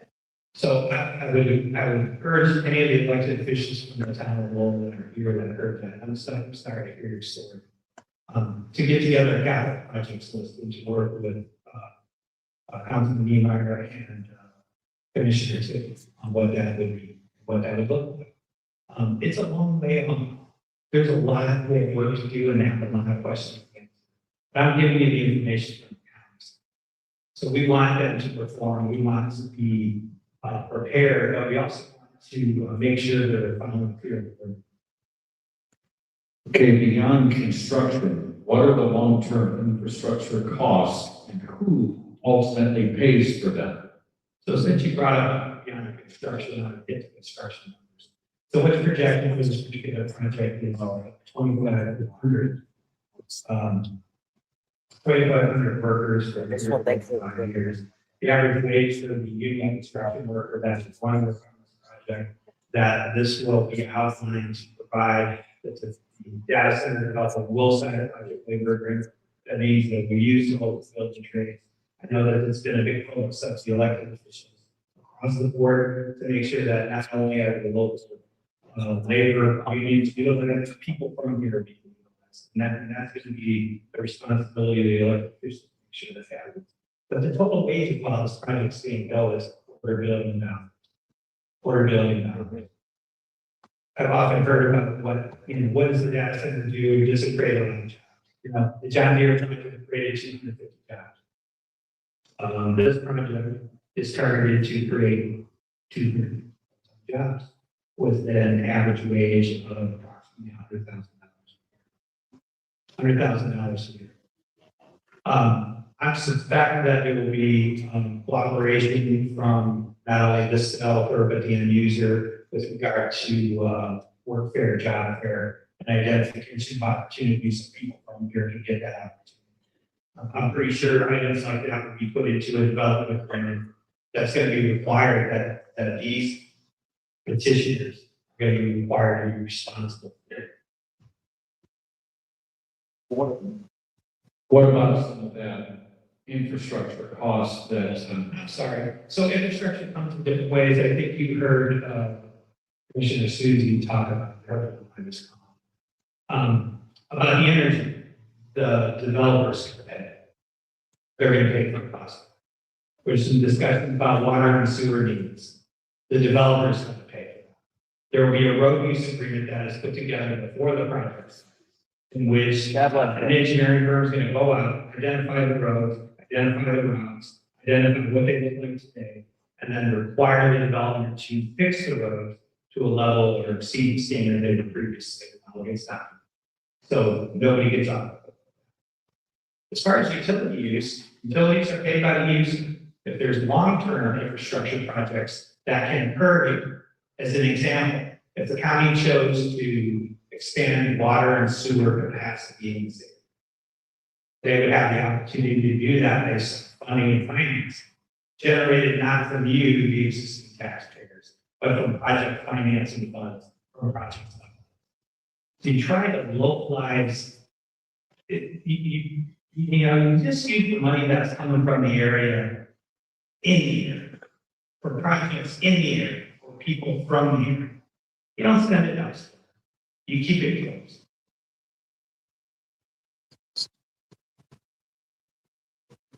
what specific commitments will be captured in the developer's agreement and how are they enforced over time? I can't speak to the development agreement because there isn't one proposed yet. It is part of the zoning. So if the land use is approved, then they go forward to the BZA and they will provide us what they think is their request.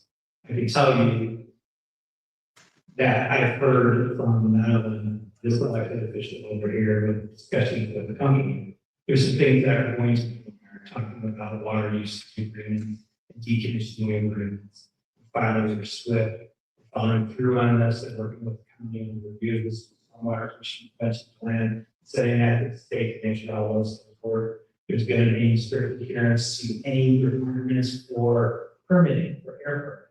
Want to get an air permit, follow the rules. That's one of the things that these elected officials that are part of the meetings, one of their staff people that we have to embed in this development. The last but not least will be, how will this project be paid? How will it pay? Give you something. So the city of Lowell strikes a deal with this that investment, which was 15 million, and as Heather pointed out, it's 40 million a year. I just want to tell you like the budgets around here, like the Eagle Creek Township budget is $301 a year, and the town's budget, I have it right here.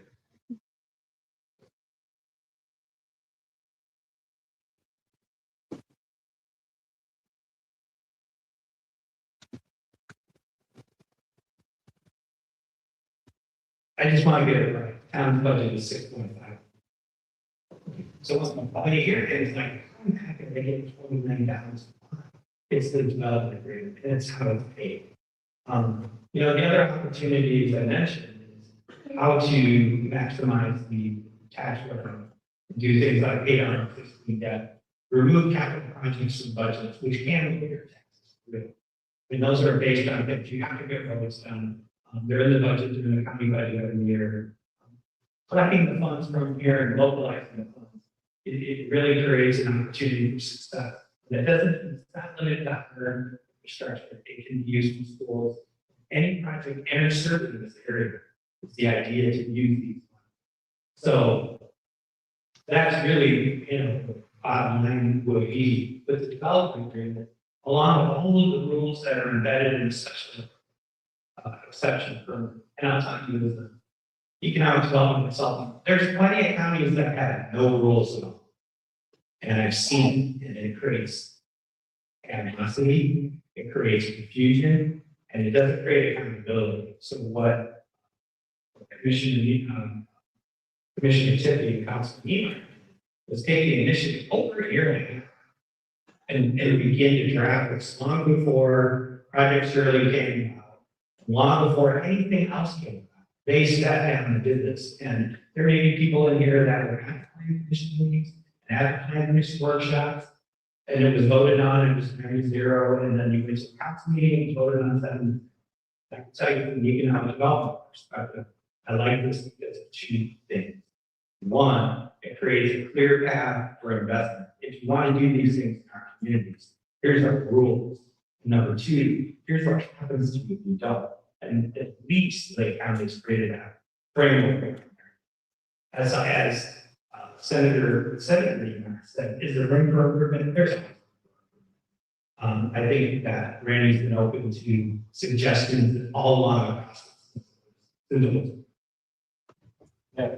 Thank you, Matt. We are continuing to work on those regulations and some of the things that we've heard here tonight. Some of the questions here are definitely going to lend to that.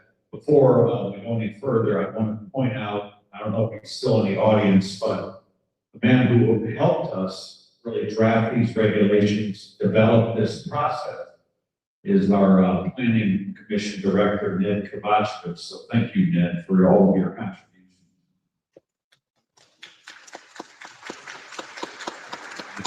He doesn't get a lot of recognition. Usually it makes people mad when he tell them no.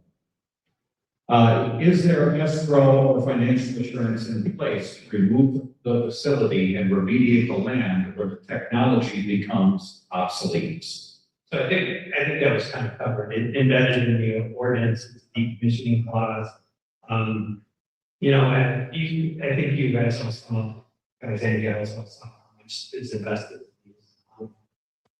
I just think I'm looking at it from an economic development perspective. I would say these are clean buildings that could put in operation, this warehouse style. I think what is clear, I know the intent of the ordinance, but the desire of the public is nobody wants to see anything litter. They want it to not. And this is similar to back a few years ago. Very Eric around shopping malls that will pop up and the big box stores that they have and some communities and put in their zoning ordinance the limitations of what you can do with that use and decommission. So again, part of that special exception process is what happens if this happens. This is the timeline you have. This is what you have to do when it gets to that. And there's no options for them. It's kind of not doing 4 buildings that are 92 square feet. But I'm pretty sure that's okay. Yeah, yes, Lake County has decommissioning requirements for data centers, for solar, for battery. We are making sure that that back end of anything that's built is covered. And that's, if it's not being used for what it was developed for, that it returns to its original use. These are some really great questions, and Josh and anyone else who can jump in on these. This is from 7-year-old Nate Gardner. And to Nate's parents, thank you for raising a young kid that is interested in his government, right? This is so important to start at a young age. I had a wonderful opportunity to follow my grandfather around when he was a precinct committeeman. And he and my great uncle Ernie would go campaigning places, and I became civically involved as a very young kid. So to see a 7-year-old submit questions is really a pretty awesome thing. Why do you need a data center? Is it just to make money?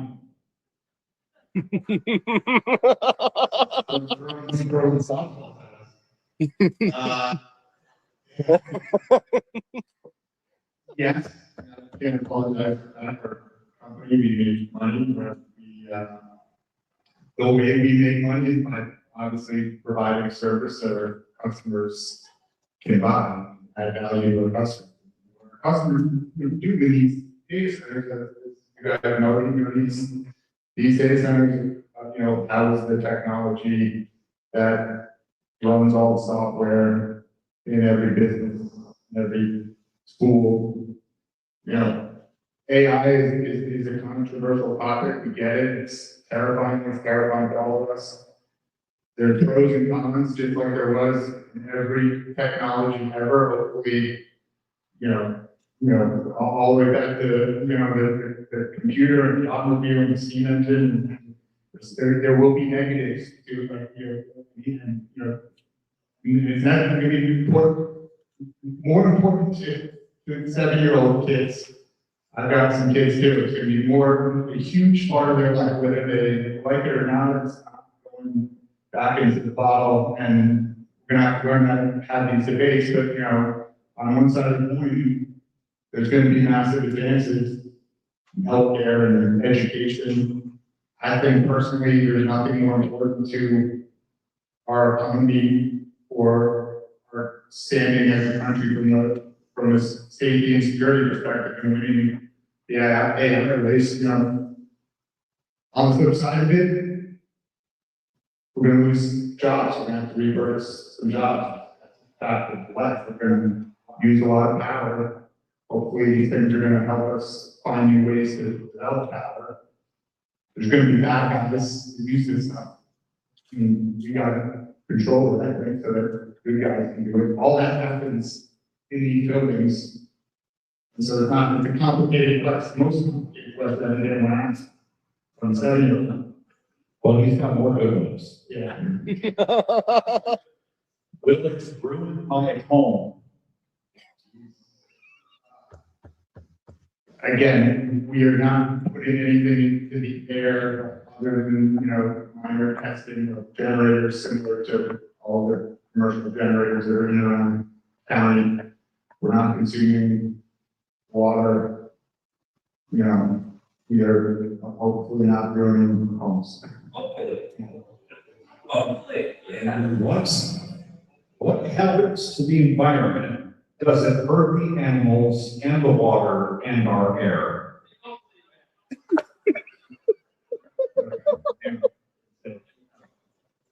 Again, we're not using water, we're not destructing water, we're not affecting streams, we're not affecting the river. We're not producing any power on the site that we're taking our power from the grid. So, that's much like you said. Another good question. Will it block my view of the sunsets I like to look at?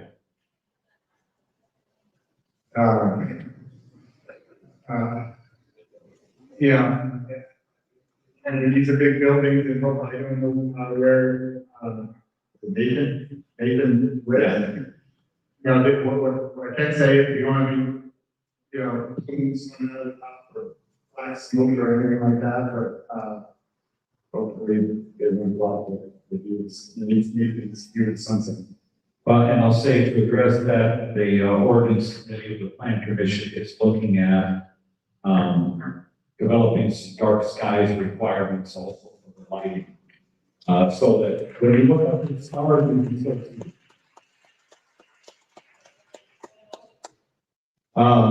Yes, it would be applicable to this one. Last question from Nathan, a fantastic one, and maybe a couple of you want to take a stab at it. Will this make us unhealthy?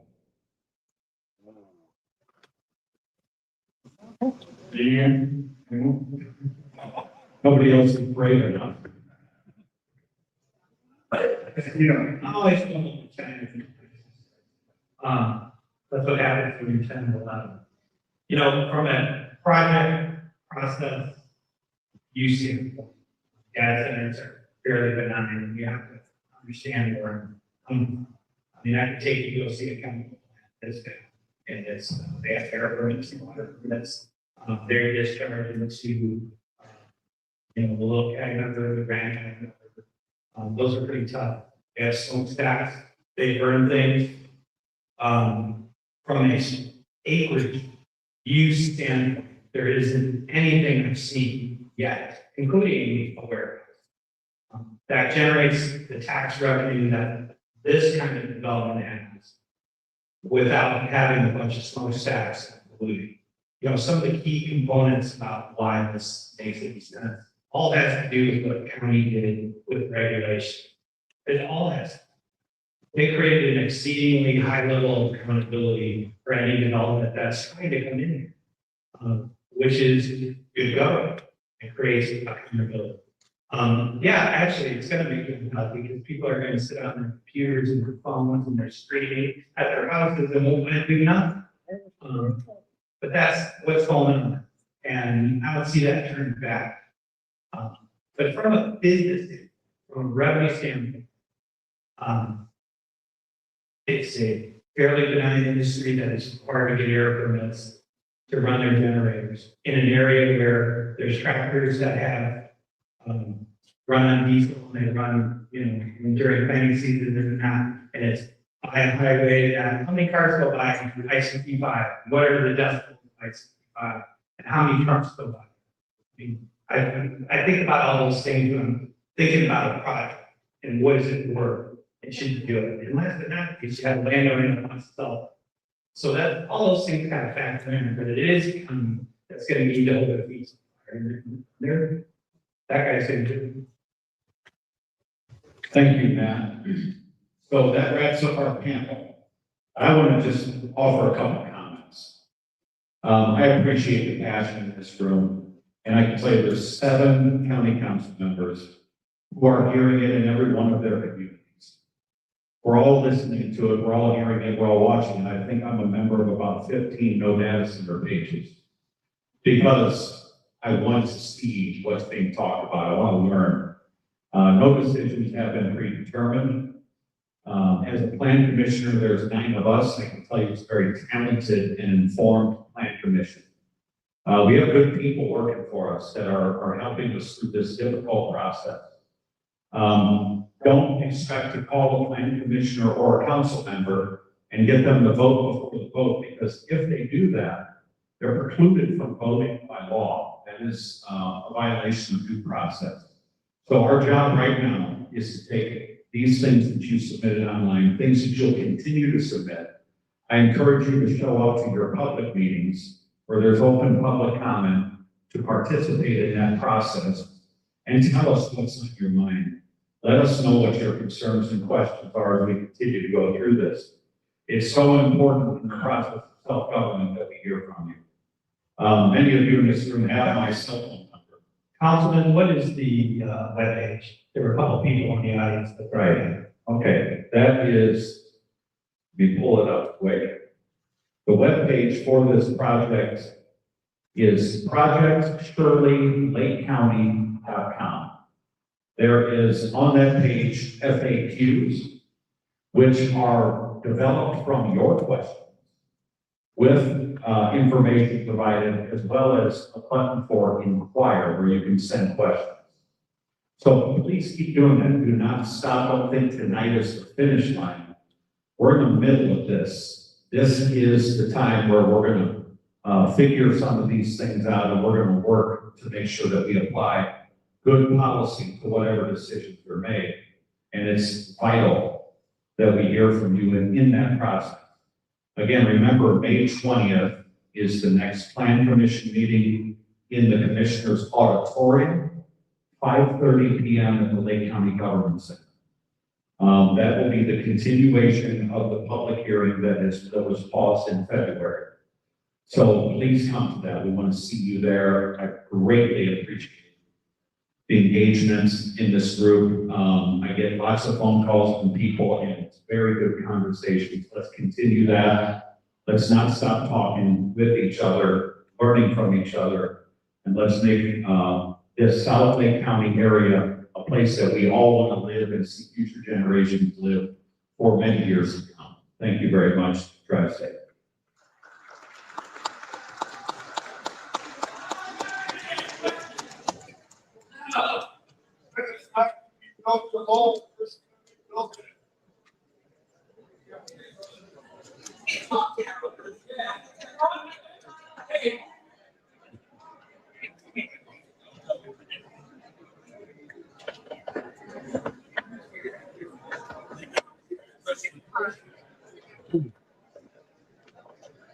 I suppose that's that.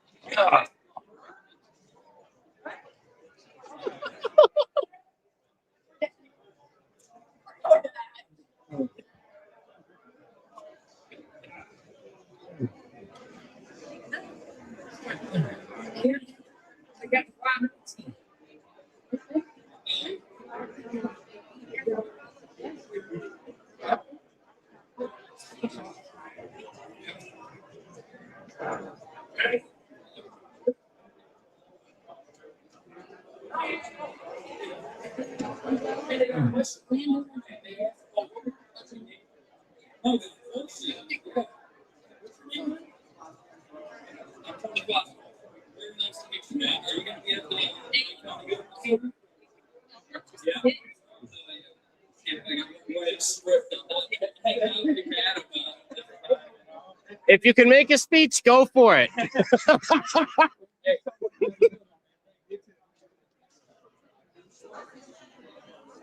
I'm glad that guy didn't get ejected. Pissed off, but very humorous.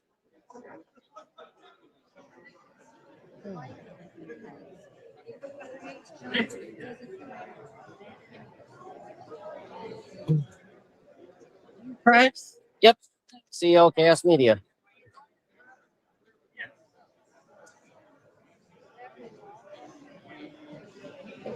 Oh.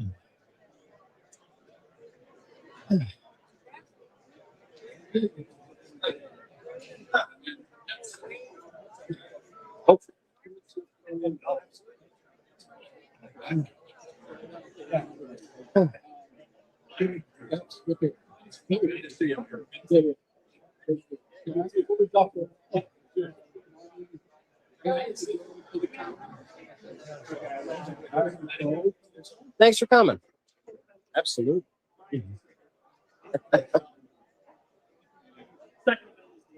Like going back to. So I can.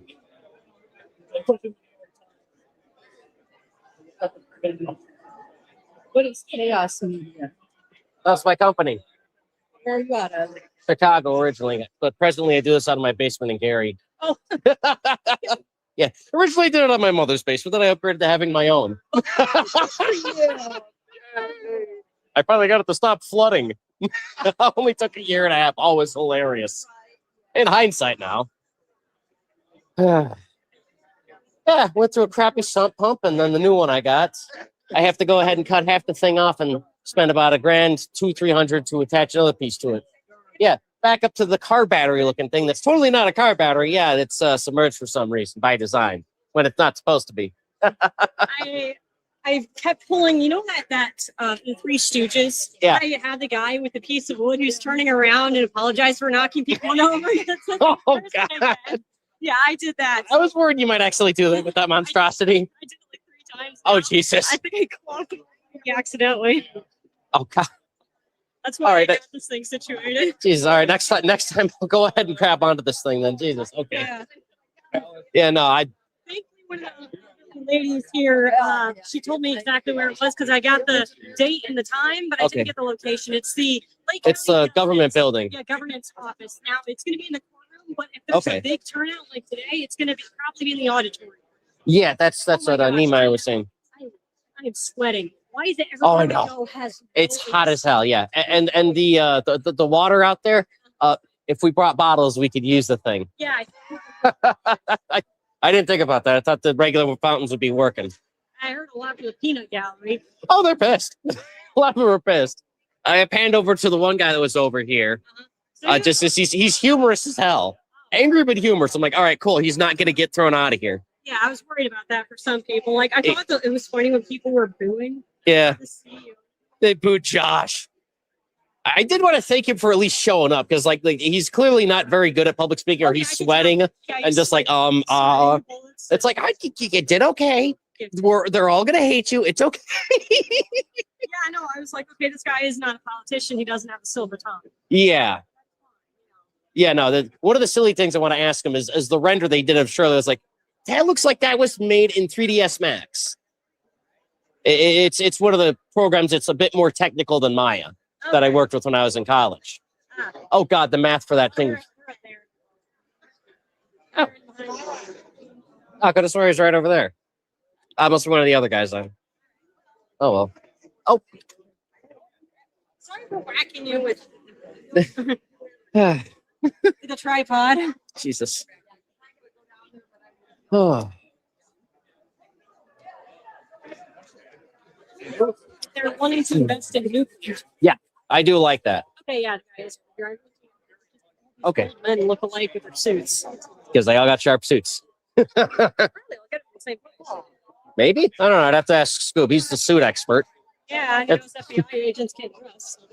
I wish I was recording that. That was hilarious. He's like, I know you don't know how to dress. I'm like, oh. And I just bust a gut laughing. I still got the Darth Vader armor on and everything. I'm dying of laughter. And he's literally dressing him down. The shoes don't match the pants. The pants are too tight on you. They look all right on you. What the hell? You guys can't match your pants and the jackets. What is wrong with you people? All right, yeah, he's over there. All right. Yeah, and this actually got out at 8 exactly instead of 9. So all right, so that's not too bad. So we can just go home and go to bed. Yeah. Tomorrow with pizza and beer. That sounds like a good idea. Yeah, we play Minecraft together. Yeah. After we get the basic stuff done, yeah. There's a couple things we need to take care of. I am keeping this one. Yeah, definitely hold on to the notes. We'll need the notes. It's just, look at this. We got a big gap here, and then we go like that. You see that? They probably just printed it right out of PowerPoint.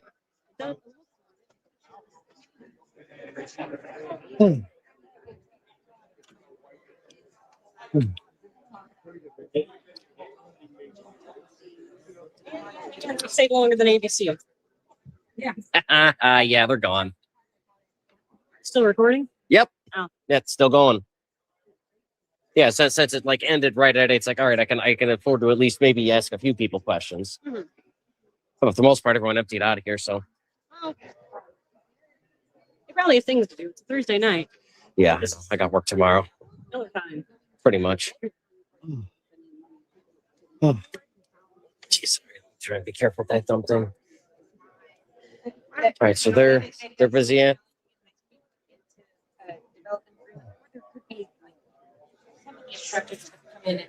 Took a shower and I already feel like I need another one. Yeah, I know it's incredibly humid in there. Yeah, whenever they're done asking questions, wanted to ask them a few. That's all. Did decent with the public speaking. YouTube, and then I got to back channel it to Twitter because now they made it you have to pay $5-6 a month so you can live stream on there. It used to be free. Chaos Media Chicago, all one word. Yeah, I got the QR code on here. What is it? It's yep. Yep, should work. If you have trouble with it, I'll try and get the thing out of the doggone lanyard. Not really. I always say how I said it. Oh, chaos. Yeah. How long you been streaming? We're going on, let's see here. Life, career. Oh, Jesus. I think we started about like 21, 22 roughly is when we decided, all right, we're going to make this an actual business. 2019 is when I started going to all the events and all that. And then it started being a thing we regularly did, Scoob and I. Yeah, yeah, hopefully. It's bugging me that this is not even. Yep, it is what it is. Discount Ancient Workfest. You guys have any favorite streamers that you like listening to? Tim Pool, I like Alex Jones. Distractable Markiplier, Bob Wade. Oh yeah. Oh God, what he did with the movie was awesome. No, like gaming streamers, anybody like that? Or, Nah. pleasure streamers. Nah, I just play myself. What's your game? Ooh, presently Dynasty Warriors 5. She got it for me for her birthday. I haven't been able to set it down. Yeah. Yeah, Mm-hmm. it's probably my favorite of all time. Mm-hmm. I play routinely a modded 1.16. Oh, really? That's my Oh yeah. Yeah. Oh, she got to kit it out like crazy. Oh, yeah. I got so many mod packs. I got Mhm. one for if I want a bunch of farming. Right now I've got a small one that's just build. What you think? Like, cool buildings or farms? Like you I like think automatic? cool buildings. Yeah. Mhm. I can never get the automatic farms working. Redstone is my thing. That's all I It's- can do. I have no creativity except for when it comes to like optimizing farms. Nice. That's the one thing she struggles with all the time. I always wind up like doing deep strategy stuff. That's why I got so like into the dating game. It's like, ooh, turn-based. Oh, and I can still go on the battlefield and smack people with giant swords. Oh, that was all sorts of fun. Around. Then he tries to get me into Command and Conquer, and I'm just like, She's dying. I have no idea what I'm doing. Oh, not yet. We're getting there. Yeah. Mm-hmm. I wish my wife was. Oh. Yeah, I lucked out with her in that regard. It started with him playing Shadow Chernobyl. Oh yeah, yeah. She really like beneficially backseat gamed me into Stalker because like I'm playing it and she's just like, oh hey, did you check that over there? Wait, what? Oh, I thought that was just a texture. Oh, what do you know? Hey, bandages. I need those. There's 7 pulse items you can get, so I got him to the true. Oh, that was nuts. I'm like, there's all these different portals. I'm running out of ammo, and I'm going through like 4 different sets of armor just because I just get mag dumped on by Monolith. I'm just dying. So I pull up an IG and walk through, just like go there, go there, go there. Oh God, yeah. If you ever place the either the old or the newer revamped Stalker Shadow Chernobyl, when you get near the last leg of the game, don't even bother with the expensive exo armor. It's just going to get destroyed, and you can't run in it. I struggle finding time to get like 1 hour a week in Minecraft. Oh, her and I every now and again get to do a little bit of it here, a little bit there. Like I'm not on alternating 12s now because they got a guy over at the warehouse that's responsible. Yeah.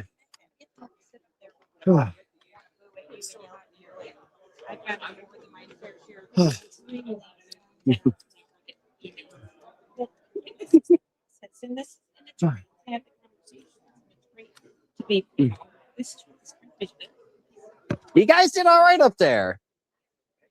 You're welcome. Like I know, Josh. You're like, oh crap! Everyone's gonna hate me. They're gonna eat me alive. And that you did. You did all right with the public speaking. I've seen much worse. Oh God, I'm that old. Oh.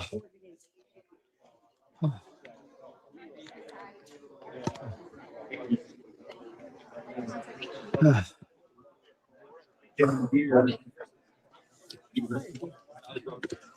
right, you ready to go? Yeah, I'm gonna go bother Niemeyer. Yeah. Okay, I think I know what's going on with my hands. This right here is probably eczema. Oh, it looks like it. Yeah. Yeah. From like chemicals and soap and everything. So I'll probably have to switch to like lice. Maybe lice. I don't know. Lice Okay. or something just because I don't I'm know. using a clay-based soap for Duke Cannon. All right. Maybe I'm allergic to fragrance. Could be. I got no idea. I mean, that's why I originally got us the Dawn. I might switch to that. All right. Yeah, they're still yakking it up for a good minute.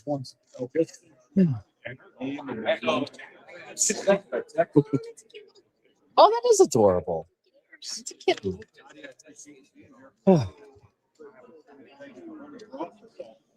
right, Mike, thank you for being on time and good. And Ellen, don't make any change.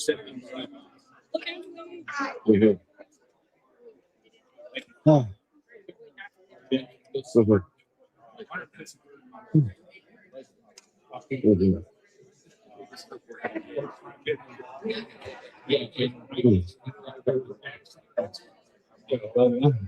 There is, but they were saying, well, until.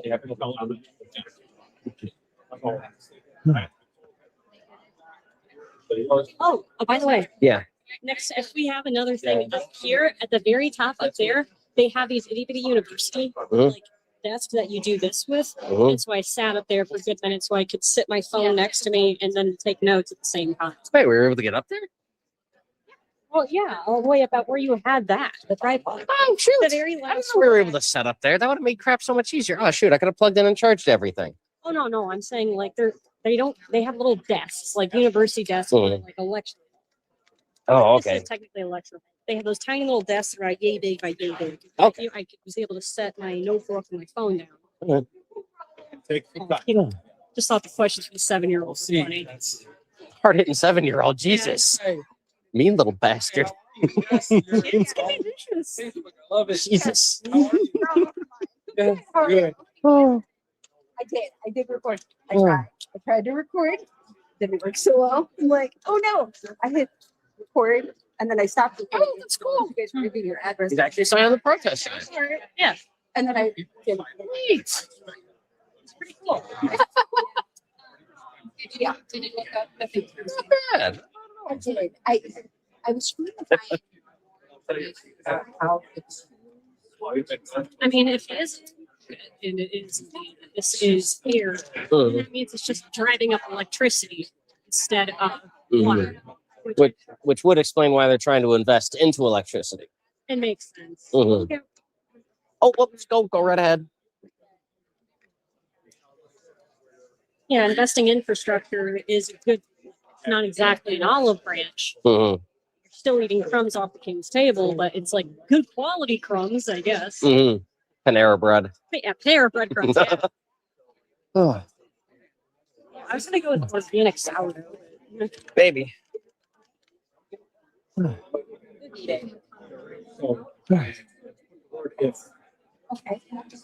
If something like a data.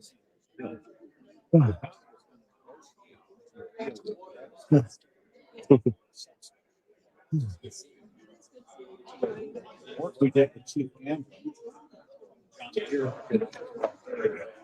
Probably get them right around 9. Yeah. And then tomorrow while you're at work, I'll add on to that. I'll clear out more area. Okay. Trail in Minecraft that leads from Zerkradier to the mansion, and I'll like make it a lot clearer and obvious. All right. Yeah, make it look like a proper sidewalk. Instead of looking like Oregon Trail. Yeah. We'll start off that way in the game, it is what it is. Yeah, well, we were recording, so I thought that's why I get all the building done prior. All right. I love being creative because Minecraft is a sandbox game, and there's so many things you can do. I want to make a giant redstone powered dildo that Good Lord. I'm not kidding. You can do that. I'm sure someone's done Yeah, that. you can do it. They've got for various builds. You just need to have like a redstone ladder. Good Lord. There's infinite creativity. The pixel art people make them super funny. We have no people watching. That's fine. After I get done with it comically enough, I can use the AI feature to go ahead and generate some clips. Yeah, it's gonna be me talking about Minecraft. Oh, those ones I'm not gonna post. Jesus. Oh. It's sadly great for this thing. Yeah, it happens. Interview. Yes. Let's go. All right. So Press. Crooked Media. well, from one crooked city to another. I left Chicago. I got, like I told the other lady, I upgraded from founding the company in my mother's basement to now owning my own in Gary. Okay, go ahead. All right. So one thing I was concerned about as far as what happens with the data center is infrasound and infrasound, like the noise that we can't hear. The fact that audible noise isn't going to be that loud, okay, that's not so bad. I don't know anything about that type of sound. Okay. I didn't think many people really did because I looked at the slideshow he was putting up and I was like, that's audible decibels. It's not inaudible decibels. I am far from a scientist. That's all right. If I was smarter, I wouldn't be an electric fish. Self-deprecating. I tell people, but those are good questions. Those are things that, again, I don't know enough about it to answer. I'll have to look into that stuff. All right. I did write down a website though for the. Okay, that's good. Yeah. What was it? Sorry, this is full of nothing but notes I've taken for the last few. Project Shirley Lake County. That's where you like submit the questions. Yes. Yeah. We'll likely submit that one then, because that was the only one I could really think of. Yeah, that and the nerdy one to ask him is, I want to know what program he used, because I think it looked like it was surely was rendered in 3ds Max. Could be Maya though. It's just I had a major in animation. Oh, absolutely. I'm a professional nerd that lugs around like forklifts. How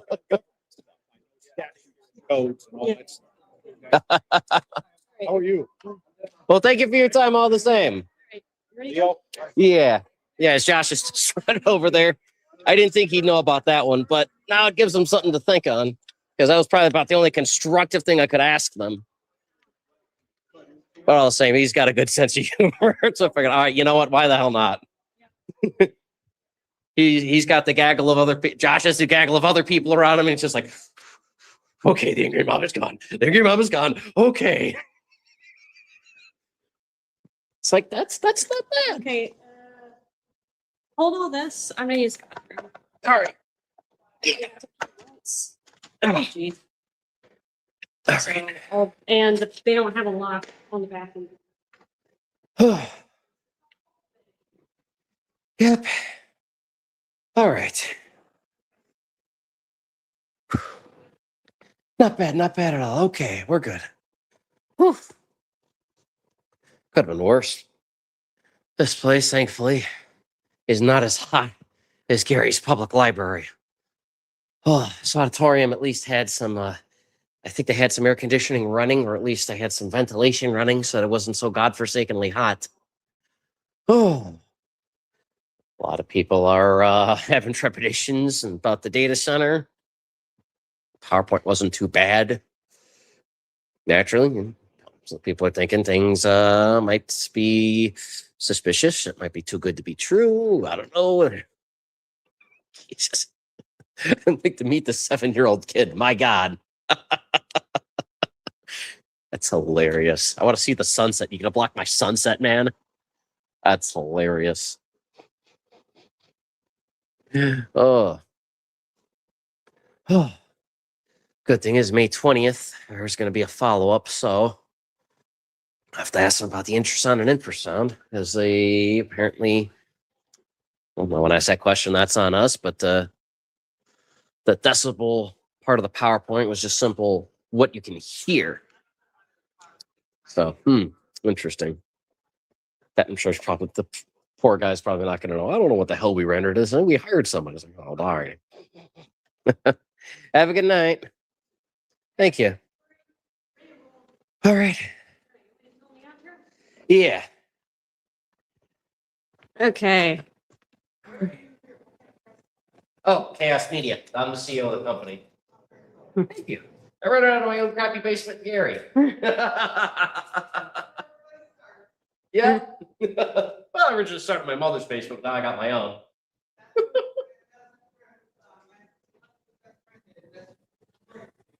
Nice. Oh Lord, we're gonna get basement jokes from now on. This is gonna be awesome. Okay. All right. All right. Oh, this has been Chaos Media. Information is the art of war. And as always, everybody, don't get arrested. And 32 Robert.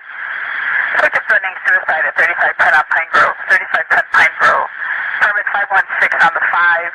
Matthews calling saying his ex-girlfriend grabbed a knife and threatened to kill her. Thanks for watching the video. Hope you enjoyed it. If you want more, go ahead and like, subscribe. In various parts of the video, we've got our QR code. Go ahead and take that thing.